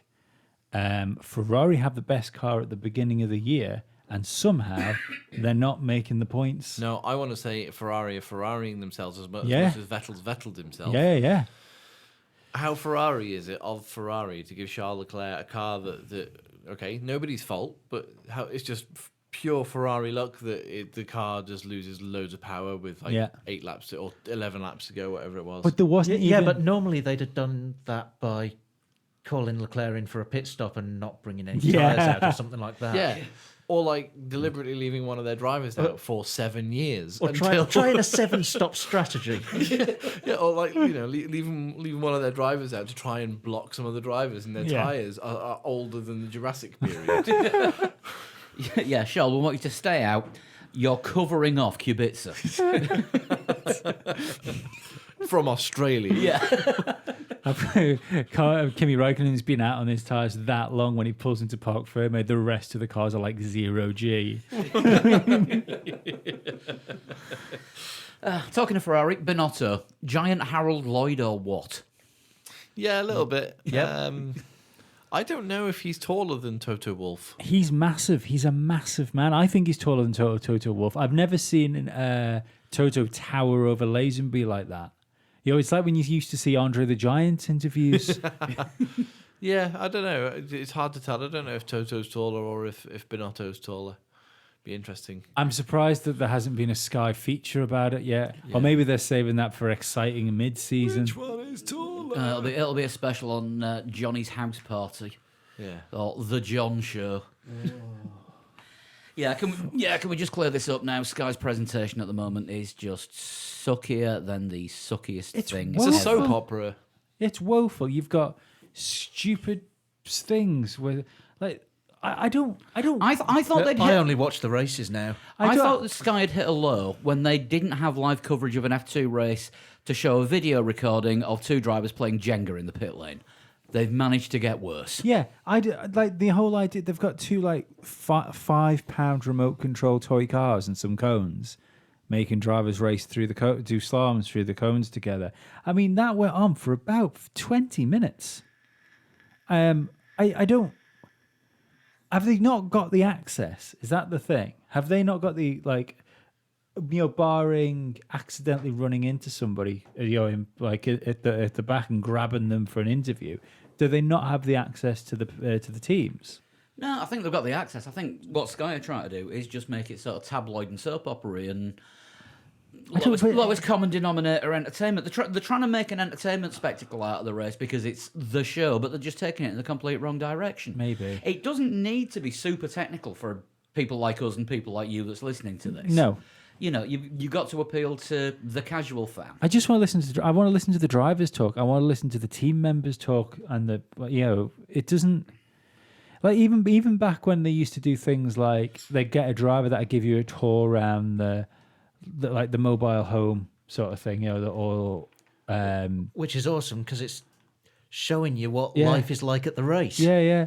Yeah, you don't want to hear what Esteban Ocon's favourite cheese is, Yeah. and that was a genuine question that got asked this weekend on one of the programmes. Yeah. That was. He had the best answer. You're only asking me this because I'm French, aren't you? Yeah, but he did. Esteban Ocon has all the personality of a soiled pair of underpants. Which, to be honest, a lot of F1 drivers throughout the years have tended to be very similar, but No, they don't make for good TV. But he it's doesn't- just that you don't need the wackiness of Johnny Herbert rammed in your face from Friday morning until Sunday tea time. Yeah, I mean, right, for a fun feature, yeah, for something like that, I thought the karting thing was okay, but you only need like one of those in the show. Do you know what I Yeah. mean? You don't need qualifying on Saturday Yeah. and the race on Sunday. Because I understand they've got to have some sort of pre-recorded bits because it helps them set up the next part. So if you've got a good like 20-minute chunk of something that you recorded 2 days earlier, that's your good setup point to go from being back talking about what's going to happen to Martin Brundle's grid walk or something Yeah. like that, and moving into the Which also has become the a bigger race. waste of time. I think Yeah, it's terrible. massively. It's absolutely awful. It was great in like the first sort of 10 years because nobody else was doing it. Now True. every TV station in the world that has rights to F1 does a grid walk, and the celebrities get on the grid walk so they can get their faces on TV. And it's not about asking people what's going on in the race. Or in Guy anymore, like- Ritchie's case, somebody who's got a face Well- that's not even similar to his. and nowhere near in height. This is the problem. There's so many grid walks now I didn't that even if, see that. I saw the meme about it afterwards. well, there's so many grid walks now that if every driver talked to the grid walk people, they'd be doing a press conference before the race. Yeah. But I don't care. Like, I don't care what.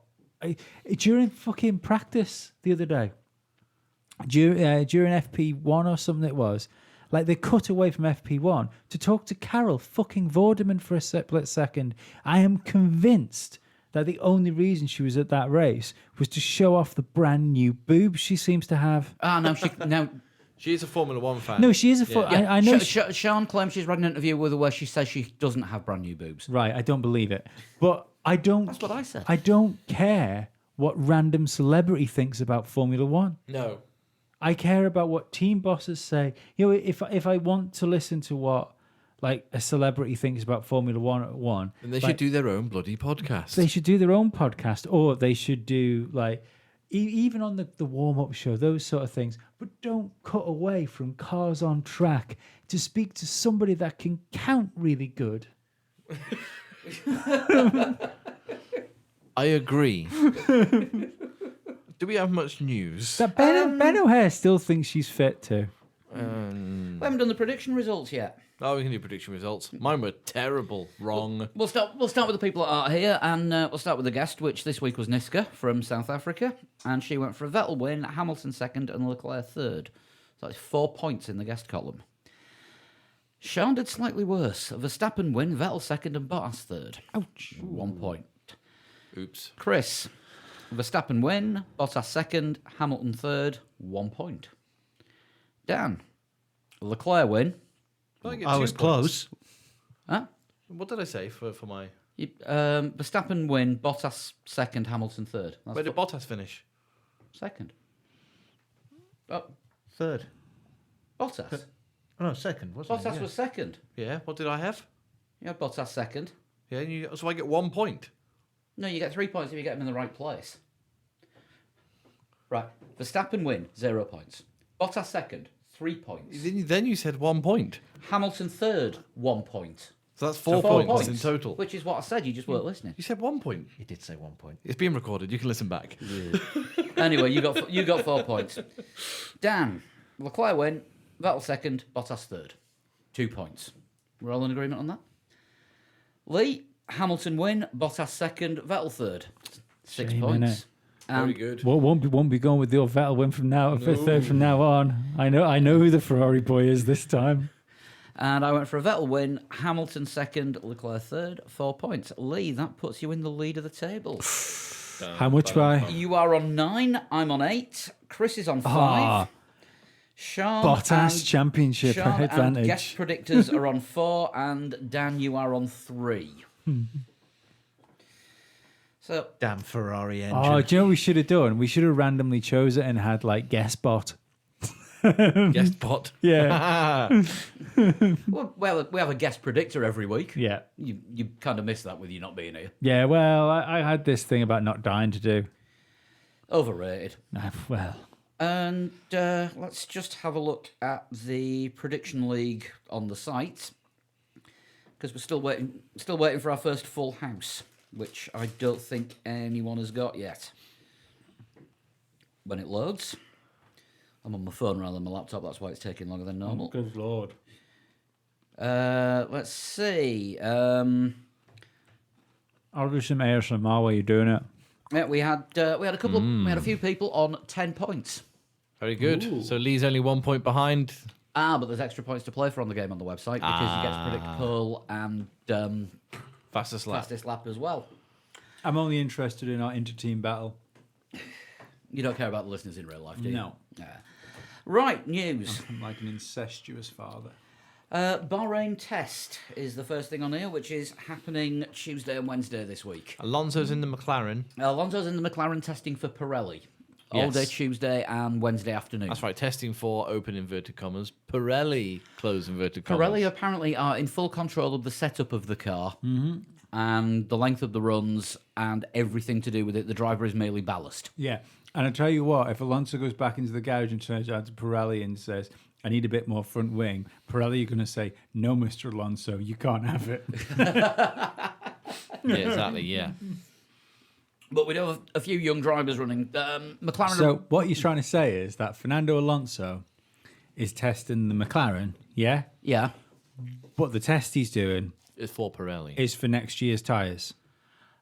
Or development. Well, it's just general tyre development. Right, but it's not tyres It that might would be on even- the car now. It's more of a look towards the future. It might be later on this season. It might be the future. It might be tyres for 2 years down the line. They do tend to develop the compounds throughout the season. I think Alonso might be developing himself throughout the season. Yeah. This McLaren's all right. You reckon you can make it better next year? Yeah. Yeah, I think all we can read into this is Alonso is in a McLaren again. Yeah. Turn around. How's that retirement going, Fernando? Well, he's not retired. He just didn't want to. He didn't want to be rubbish. He in a didn't take rubbish car. retirement, did he? No, he He didn't. said he was leaving the sport. Yeah, yeah. Yeah, he is officially an ambassador, but I don't believe he's an ambassador until he starts handing the Ferrero Rochers. No, but even in his retirement speech, he said he'd come back, and like I think this race weekend, he said, Surely it'd be Estrella Galicia's. yeah, but he said this race weekend, if there was an exciting proposition in Formula One, of course I'd come back. He's testing Dakar Rally cars. All he does is race cars. It would appear. Yeah. The guy All he needs, wants to do is guy needs race. another hobby. He's going to be like Sterling Moss, isn't he? No, Races like until he's 80. officially retires from racing when he's 80 or something. Yeah. Who else is driving this week? We've got George Russell driving for Mercedes, counted as one of their young drivers because the FIA class a young driver as someone that hasn't done more than 2 Grand Prix. Yep. Pietro Fittipaldi will be driving for Haas, and Dan Tickton will be driving a Red Bull, not a Toro Rosso. Tell you what, it'd be interesting to see what Russell can do in comparison to the like Lewis and. I don't think these Valkyrie's times are made public, are they? Oh, Or are it's they? is it all development tires? No. McLaren are the only ones running the development tyres. Everybody else is testing. Well, hasn't So times will get released. Williams fucked the 2021 as well now by being so rubbish? Because Williams was supposed to be building an extra chassis to test the 2021 tires because the teams couldn't decide. Pirelli said, given the Oh, and everyone went Williams. yeah, well, they said because Williams is so far behind, it makes no difference. No, it's the 2021 Aero that Williams are building the extra chassis for. Yeah, but no, it was the tires. They needed it for because these low profile wider tires they're looking at doing. Pirelli needed a Formula One car to test them on. Otherwise, you were going to have USA Michelin o'clock all over the place. And yeah, so if you've got a car, if you all of a sudden the team can't build the car for this year and they're racing. I don't think that's going to be looked at until either Spain or Hungary. It's a proper thing happening right now. But I know, but Yeah. the 2021 stuff that Williams are doing for Pirelli. No, but the car should be ready. It was for The Spain. car, yeah, but they couldn't. They've already said they can't design Oh, have they actually it. said? Yeah, they can't design the car. They haven't got the facilities to. Well, they haven't got the time to do it. They need to concentrate on making their own business. Knock the wonder, it would appear. But yeah, so Williams aren't just fucking themselves over; they appear to be fucking the future over, which is quite impressive. They did put out a press release today saying they're doing some kind of making some I had kind to of have a aircraft child to fuck the components. future over. No, you were doing So a did good- Frank Williams. Yes. Oh God. That's why I'm back. That's why I didn't die. Oh dear. Hilarious. Holy crap.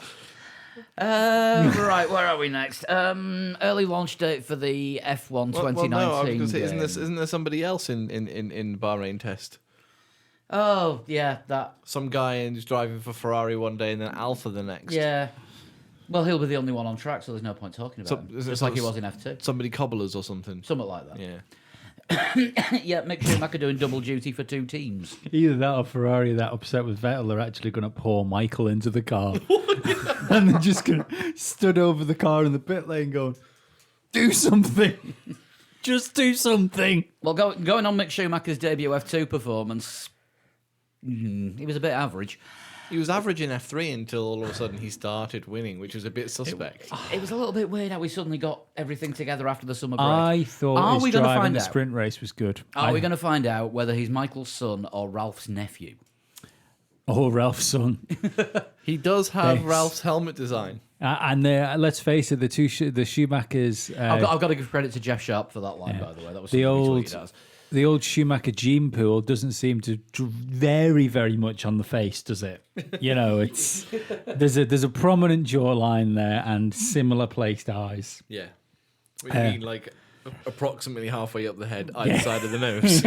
Not where the ears should be or something. Very efficiently placed. No, that was Ralph Furman. The ugliest driver in the history of Formula One drivers, and Now that in- there's a conversation. and that includes Niki Lauda after the accident. Lee is definitely back. So sorry, Making up for listeners. lost time. Um, Thank you, Jack. Hey, look, if he can say it, I can say it. I mean, he didn't say it about Ralph Furman, but he says it about himself. But is it too early for Schumacher? Like, or is he going to be pushed too early into Formula One? Yeah, said this last week. It's it can work at sometimes. Lance Stroll. Well, I think Lance Stroll was still too early. A season too early, perhaps. I think Max Verstappen was. I probably actually don't too think early. Lance Stroll was good enough anyway. Now it would appear. Yeah, but Max Verstappen, I still think was too early. Maybe one season too early. Still, if you drag Mick Schumacher through just so you can get the Schumacher name in a Ferrari, you're going to cause more damage than you are. Yeah, I mean, look, than you- Remember, than all you they're could doing is potentially- giving him tests. They're not signing him. No, but They've already done that. Yeah, he's on their young driver program, and they're putting him ahead of other drivers who have been on the program longer than him. All that chicken money that's coming from Sean Galeale's family is going to Schumacher in Prima, I mean, and then all the Ferrari money as well. let's think about it though. Like, I'm trying to think of drivers drivers that are actually genuine, like Formula One caliber drivers, or like top tier racing drivers that are the sons of ex-world champions that are like not just world champions, but are elite level world champions. The only one I can think of right now is Prost's son. Didn't make Nico it. Prost. Nico Prost. Yeah, Damon Hill. his kids never got into racing. No, but Damon Hill was the son of Graham Hill. No, but didn't get into Formula One. Oh, that didn't get into Formula One. Yeah. I see, sorry. So, so like, it's not the Schumacher. I'm trying to think of whether just the Schumacher name alone would guarantee him into Formula One. Leo Mansell. But was he ever? He was a good racing driver. His last race, I think, was in a. Would you class Nigel Mansell as an elite world champion? Yeah, I would. Would you? He missed out. He missed out easily on another 2 world championships that should have been his. Matthias Lauda never really made it. No, Leo Mansell was. He was doing. He actually. Bruno Senna made it to Formula One. But he's a nephew of. Yeah, no, and literally, but he got there because of his name. Yeah, yeah. 3 words: Nelson Piquet Jr. Or to give him his full name, Nelson Piquet Jr. has been fired again. Was he awful though, Piquet? I don't think he was awful. He crashed a car on purpose. That probably didn't do him any Wasn't harm. as good as his triple world champion dad though. No, he wasn't. And then got dumped by a team for not actually performing the following year after he crashed the car. Yeah. And he's now out of Formula E. But see, the thing is, Mick Schumacher will get into Formula One because if Ferrari doesn't sign him, somebody will. Mercedes have got interested in him as well, haven't they? He Or had. He had. He's part of the young driver program, Ferrari Young Drivers now, isn't he? Yeah. Yeah. He had Mercedes sponsorship up to last year before Ferrari signed him. You've got to think that there might be some connection with Alfa because Michael Schumacher started his racing career driving Sauber sports cars. Do you know what? I'm more thinking. I think the of point Ferrari connection's the bigger. I think the Ferrari connection is bigger. I think the Italians are doing what the Italians do and are looking at this with their hearts, whereas the Germans are doing what the Germans do, and they're looking at this with their heads. Mercedes have looked at Mick Schumacher and gone, yeah, he's pretty good, but he's not what we're looking for right now. He's not blowing everyone away. He's not the Schumacher we're looking for. Yeah, exactly. He's not blowing everybody out of the water. Ralph. Brother Ralph, do some prayers. Yes. But that's what I think Mercedes are thinking. But I think Ferrari are thinking, oh, Emma Schumacher on the side of a Ferrari gang. Can you imagine that if he was good enough? Yeah. You know, and that's not the right way to do business. It's not the right way to do business. Unless this is a decision made entirely by the marketing department. I mean, Which is business. again, he's had two drives. He's had 2 races in Formula 2 where he's no idea how the tires work, or he's. They don't do a lot of testing, do they? The F2 No. cars. They do one preseason I think test. they do is it? three days. Yeah, so he had no ideas how the tires work on a particularly crazy track where Tires are bad. tires were bad. I think he Didn't harm Lando Norris last year. Yeah, Lando won the race, and didn't George retire because of his? Didn't he have a poor start? It was the clutch problems they had with the new car. Yeah, Yeah, it's true. yeah. So this is what I mean. Didn't harm Mercedes- didn't harm George Russell either. George was right up there. Yeah, but a Mercedes looking at this with their heads going, Mick Schumacher's a great driver, and yes, it would make a lot of sense if we put him in a car. Tell you what, as well, he's also got. I think this is we're back to a Palmer GP2 year as well.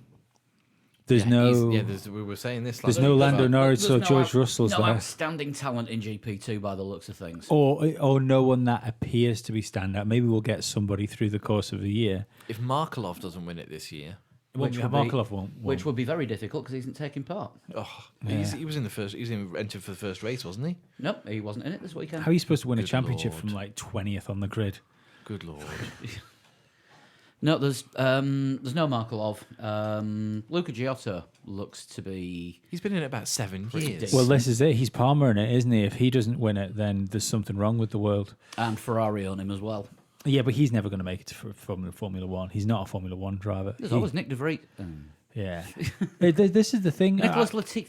Well, I'd never thought about it before. Is it Jack Nicholls that does the? No, it's not. He doesn't commentate for Formula One for the GP2, does he? Who is it? Alex Jakes. Yeah. He was on the Paddock Pass, the F1 TV thing. Yeah, because F1 own him. Yeah, and I'd never seen him before. He's a really weird-looking man. Says the guy who looks like a fat Tim Minchin. No, but he looks. He's a handsome man, Tim Minchin. I will take that as a compliment. He just doesn't look like you expect him to look. You know, when you hear somebody and Yeah. you go, I constantly get like messages on Twitter saying how I'm much more better, much more good looking than they thought I was even going to be. But he's I get the opposite. All I get is get a bloody haircut. I'll stop that. I forgot what he fucking said now. Jesus Christ. He said something. He said something about GP2. The pool of drivers is poor Pool of the drivers is poor. in comparison to last year. It's gone. Maybe She's 2 gone. years ago. Yeah. I'm getting tired. My legs are getting tired. My back's getting Well, tired. it's nearly Med's Yeah. time, so we need to look It at is wrapping nearly this Med's up. time. Yeah, well, what else we got? We've got the F1 game is coming out at the end of June this year. Yes. So, We're going to make the switch early. making the switch early, Formula Lee. Yeah. I think the first race for the 2019 game will be Silverstone. Yeah, well, and hopefully, Needs to be a better game. I've got to be honest. do you know what? I actually got quite into the career mode in the end. But apparently, you can. They've got a chassis on the new gate that you can make your own livery for like for online. esports. And well, I'd like it if you could do it in the game. game, but Yeah, probably just be online. I'd I probably would just think. be online. And when that comes out, if anybody wants to copy the 3 Legs 4 Wheels logo, we will make them available on Yeah. the website. Well, this is it. I think it'd be really cool if people did their own logos, did their own liveries for the cars. Yeah, it would You know, that'd smart. be ace. And then I'll just have to take loads of screen grabs and put them on the leaderboards. Yeah, and then what I think maybe You what could we probably share them. Yeah. I think maybe what we should do at the end of the year is we'll work it out. I've got a video capture card. Is take the top 10 drivers of the championship, work out an extra special prize, and work out a time that it can be done at, and have a full race. With the top 10 drivers. Well, or the top, however many people you can get online. I think you can have a full race. So do it with the top. You'd have to do have a full grid. Yeah, if it allows cross-platform play between PlayStation, Xbox, and Steam. Oh, I won't do that. Just do. We'd have to do it with the. Per console. No, Christ, we'd have to load. You would have to do it with Just the. 3. Do Steam, it- Xbox, PlayStation. Yeah, but but then you've got to. You'd have to do. Capture the video for that as well. Anyway, if something like that'd be cool. If we get people actually racing each other. We'll have to see what can be done. Right, you're rambling. Time for you to ramble even more. Let's shunt it. Let's shunt it, and then we can shunt up shop. So I'm doing the Formula Lee as a jump, cut, and drop in tomorrow. Then Oh yeah. Well, we just spoke about Formula Lee, so. Do you want to. I'll drop it in after a total shunt Okay. because it's usually at the end. And that's what you've written down on there. I have total jump for. They're the two things that go in first on the The two things that go in first on the running order, which are always the last two things. Yeah. Because I know they're going to be the last two things. Yeah. And we're obviously still stalling for time while Lee finds this week. I was just padding. I out. was listening to you. I've had this since you wanted me Oh, to let's do go. it. Oh, right. In that case, fair enough. Who is this week's from? This one is from Senior Rob. He's a Yes. a frequent shunter. Yes, he is. And he's found the best way of getting me to do the total shunt. He messaged me and said, "You haven't done my total shunt yet. Can you do it?" Or he sent me a thing, and I said, "Yeah, send me a PM, and I'll use yours." So come next Monday when we're going to record. I don't care about the time zones. You'll have to work that out yourself. If you send me a message on Twitter and then I say, PM me and I'll use it, I'll probably use yours. Because it's Monday. Let's go then, Right. Senor Rob. I was born Yay. Correct. in 1930. Sorry, was that 30 or 13? 30. Right. Dan doesn't like the year 1930. I don't like historical All ones. the time, 7:30. I was raised in the same town and was friends with a future F1 world champion. Okay. Right, okay. No, rubbish clue. It does actually have next to it, he has it next to it in brackets, who that person was. But he's got it in brackets, so I take it he doesn't mean that to be. No, I wouldn't. I wouldn't give that as a clue. Yeah. I was considered one of the best development drivers of my time in the 60s. At 30 years old, I drove my first Formula One race for Ferrari and finished in 6th place. And I would like a guess, please, gentlemen. Drove for Ferrari in the 1960. well, at 30, so 60, 61. Yeah.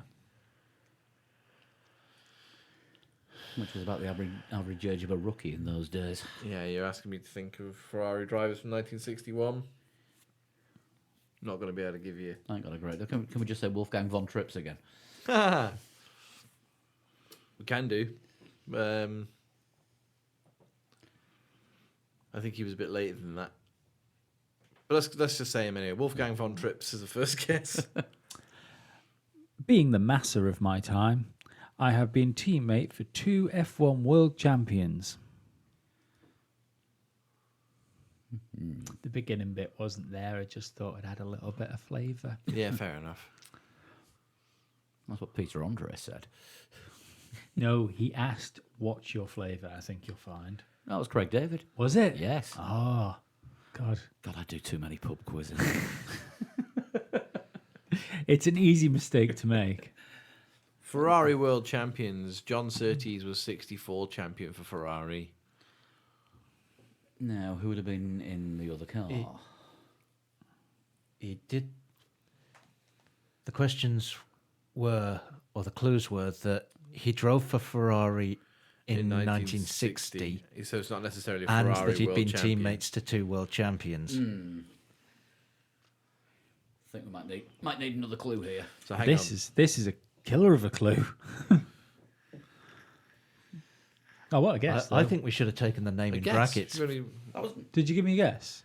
We gave you Wolfgang von Trips after the third Oh, one. right. Sorry, I didn't listen. Right. Okay. Cool. That was 4, wasn't it? You Yeah. just given us? Sorry, Yeah. I'm getting confused. It's Meds o'clock. It is Meds o'clock. If he's not listening, we should just tell him we've given him the right answer. I'm not that medded. I genuinely had to read this. What's confused me was this question. This clue. Yeah, and you will understand in a second. Go on. My best season was in 1963, and although I scored more points than my teammate that year, he finished second in the World Championship. I finished third. That is because you only counted points from so many races. Yeah. Yeah. World Yeah. Championship races, and then there was non-World Championship Yeah. races. I didn't think of that until you said that, but that But properly it bent used, my to be brain. like you could only count 4 races in the first half of the season and 5 in the second half of the Yeah. season. And Wasn't Jim Clark world champion in 63? This is where I'm good at Formula One from when I was born onwards. I can imagine the young Bernie Eccleston when he actually got control of the sport going, lads, this is fucking bollocks. talking of which, it was the 999th Grand Prix this weekend. The 500th Grand Prix was Adelaide 1990. That means I've watched more than half of the Formula One races that's ever been. I'm surprised, Nice. I'm surprised you haven't seen them all. Sod off. Look, if you're going to open yourself up like that on my triumphant return, The thing is, Kimi Raikkonen will hit 300 Grand Prix this year as well. So yeah, He's been in 30% of every race. yeah, he will have been. Yeah, right. Yeah, next clue. In my 8 seasons in Formula One, I had team podium finishes and 1 victory. I think I want to guess. Oh, God. proper Grosjean, that isn't it? 14 podiums. I Yeah. was just going to say, like, think of the amount of drivers in Formula One which have had like a few podiums and a win. Yeah. Well, Grosjean hasn't won, but yeah. He's won something. Like Yeah. he's won that, like the phone that had secret pictures of fucking somebody involved in Haas on them. Gene Haas in a female bathing costume or something. No, it's the one with that rare video Gunter Steiner where he wasn't swearing. I think we're looking at somebody possibly Austrian. Okay. My knowledge of Austrian drivers is kind of Which limited. Austrian world champions can you think of from the 60s? Well, Jochen Rindt was he 69 or 70 world champion? Jochen Rindt was 70. I'm just going to say this guy was probably not. He wasn't a Formula One world champion, was he? No, but he was friends with a Formula One world champion who grew up in the same Right. town as him. Hey, got you. I'm trying to think as So well. you're looking for an Austrian world champion, and you're hopefully going to remember his friend. Yeah, Nice tactic, Dan. that's my tactic. Yeah, all right. Sorry, I see how this is going to work out. Yeah, I can manage 3 Austrian drivers, and none of them were racing in 1960. No, 60s is not my strong point. I'm good at 60s world champions ish, sort of a bit, but yeah. I'm going to hurry you. 'Cause- So Can we just say Wolfgang von Trips again? No, we can't. We've already said that.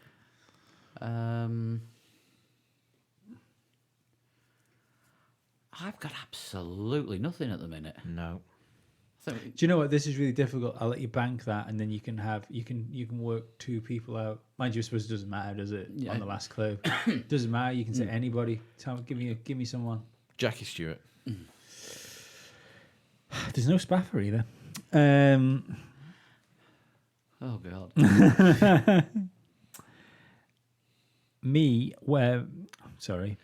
My one and only win in Formula One came in 1965.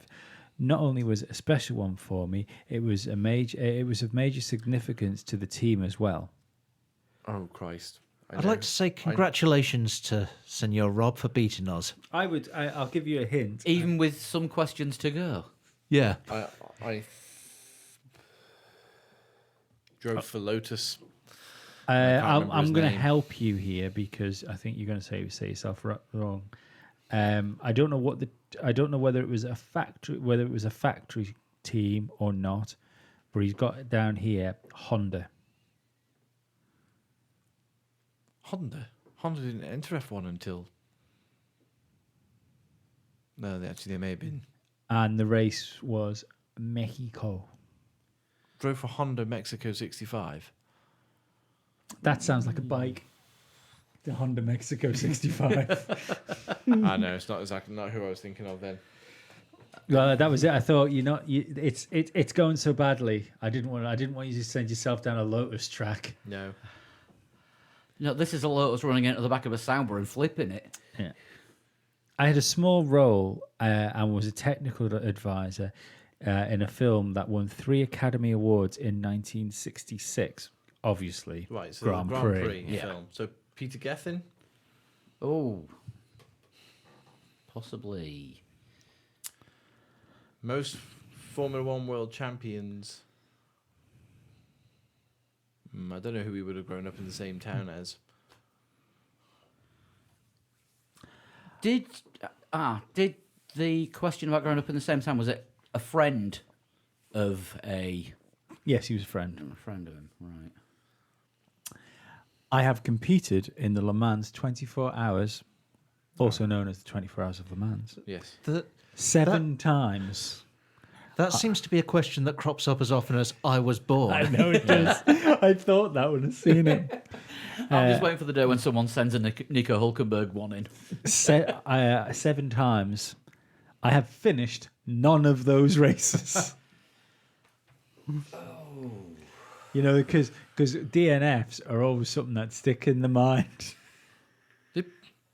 Peter Gethin's the best as I can go. I can't get any better I don't than know, that. Mark Webber's DNFs at Le Mans were pretty spectacular. Anthony Davidson's. Yeah.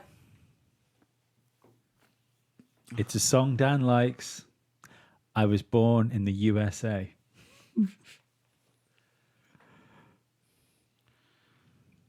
Well, So he would have grown up with Phil Hill. yeah. I can confirm. Or one of the I can confirm that the ex-world champion that he was friends with was indeed Phil Hill. That links nicely into last week. Yeah. The only American American-born. born. Well done for guessing Phil Hill, Dan. You get no points. So you're friends with Phil Hill. Yet last week, Phil Hill was worth a point. Where's the justice? What's the point in Phil Hill anyway? He's not the Hill we're looking for. It's not the hill you want. It's the Hill we need. It's the hill we deserve. Are you just gonna give up without even having another guess? I'm trying to think back to last week's Total Shunt. And American racing drivers, again, not my strong point. And was there a question on where Phil Hill was born? But I don't think there was. Barring divine intervention, I do not believe you're going to get this. Nor do I. Or I know I'm not. I don't know. Don't know how close you two feel you are. Nowhere near. I've gotten out. Is this the first defeat? This is the first out because you've always got a point. You know, like you've got it on the Spaffer, haven't you? Before. Yeah, but there isn't a Spaffer. No, well, For a half point, there's no Spaffer, yeah. I don't believe a Spaffer would have helped you, given how lost you are right now. I don't believe that a Spaffer would have helped. I can go and look for a Spaffer if you want. I'm willing to take the defeat. I think. I Yeah, think Lee needs to take his meds, so I'm Yeah. also yeah. willing to take I'm the gonna concede defeat. I am Richie. Can't quite pronounce the surname. Ginter. Ginter. Ginther. Ginther. Ginter. Is it Ginter? Yeah. No. We were beaten. That is Senor Rob. I salute you. That was. Do we still have a score sheet? What are the scores? He's I've been writing them down on the in the pod book when we've been here, and we've never got more than a half all year. Right. Okay. But we've never got zero until today. That is our first zero in a long time. So how do you get a total shunt? You're saying PM you, but how do you PM you, Lee? No, Lee- talk into your microphone. I need to go. Wake I up, need to Ricky. go now. You can send me a PM on Twitter and send me total shunts, and then I'm not doing them in order that I get them now because I've still got loads there, or I've got some there. I don't know if I've got loads or not. Because I get lots of messages. I'm really popular. Just send them to me, and then on the Mondays, if you want me to use yours, like we start Tweet at a total shunt. we start recording about 8:00, don't we? Get me a message before 7:30. And like the first message I get before 7:30, I'll use yours. All right, the second Formula Lee race of the year was a lap of Bahrain in the dry in a Toro Rosso, and you needed a time of 1:29.113 to get into the top 20, and these people did.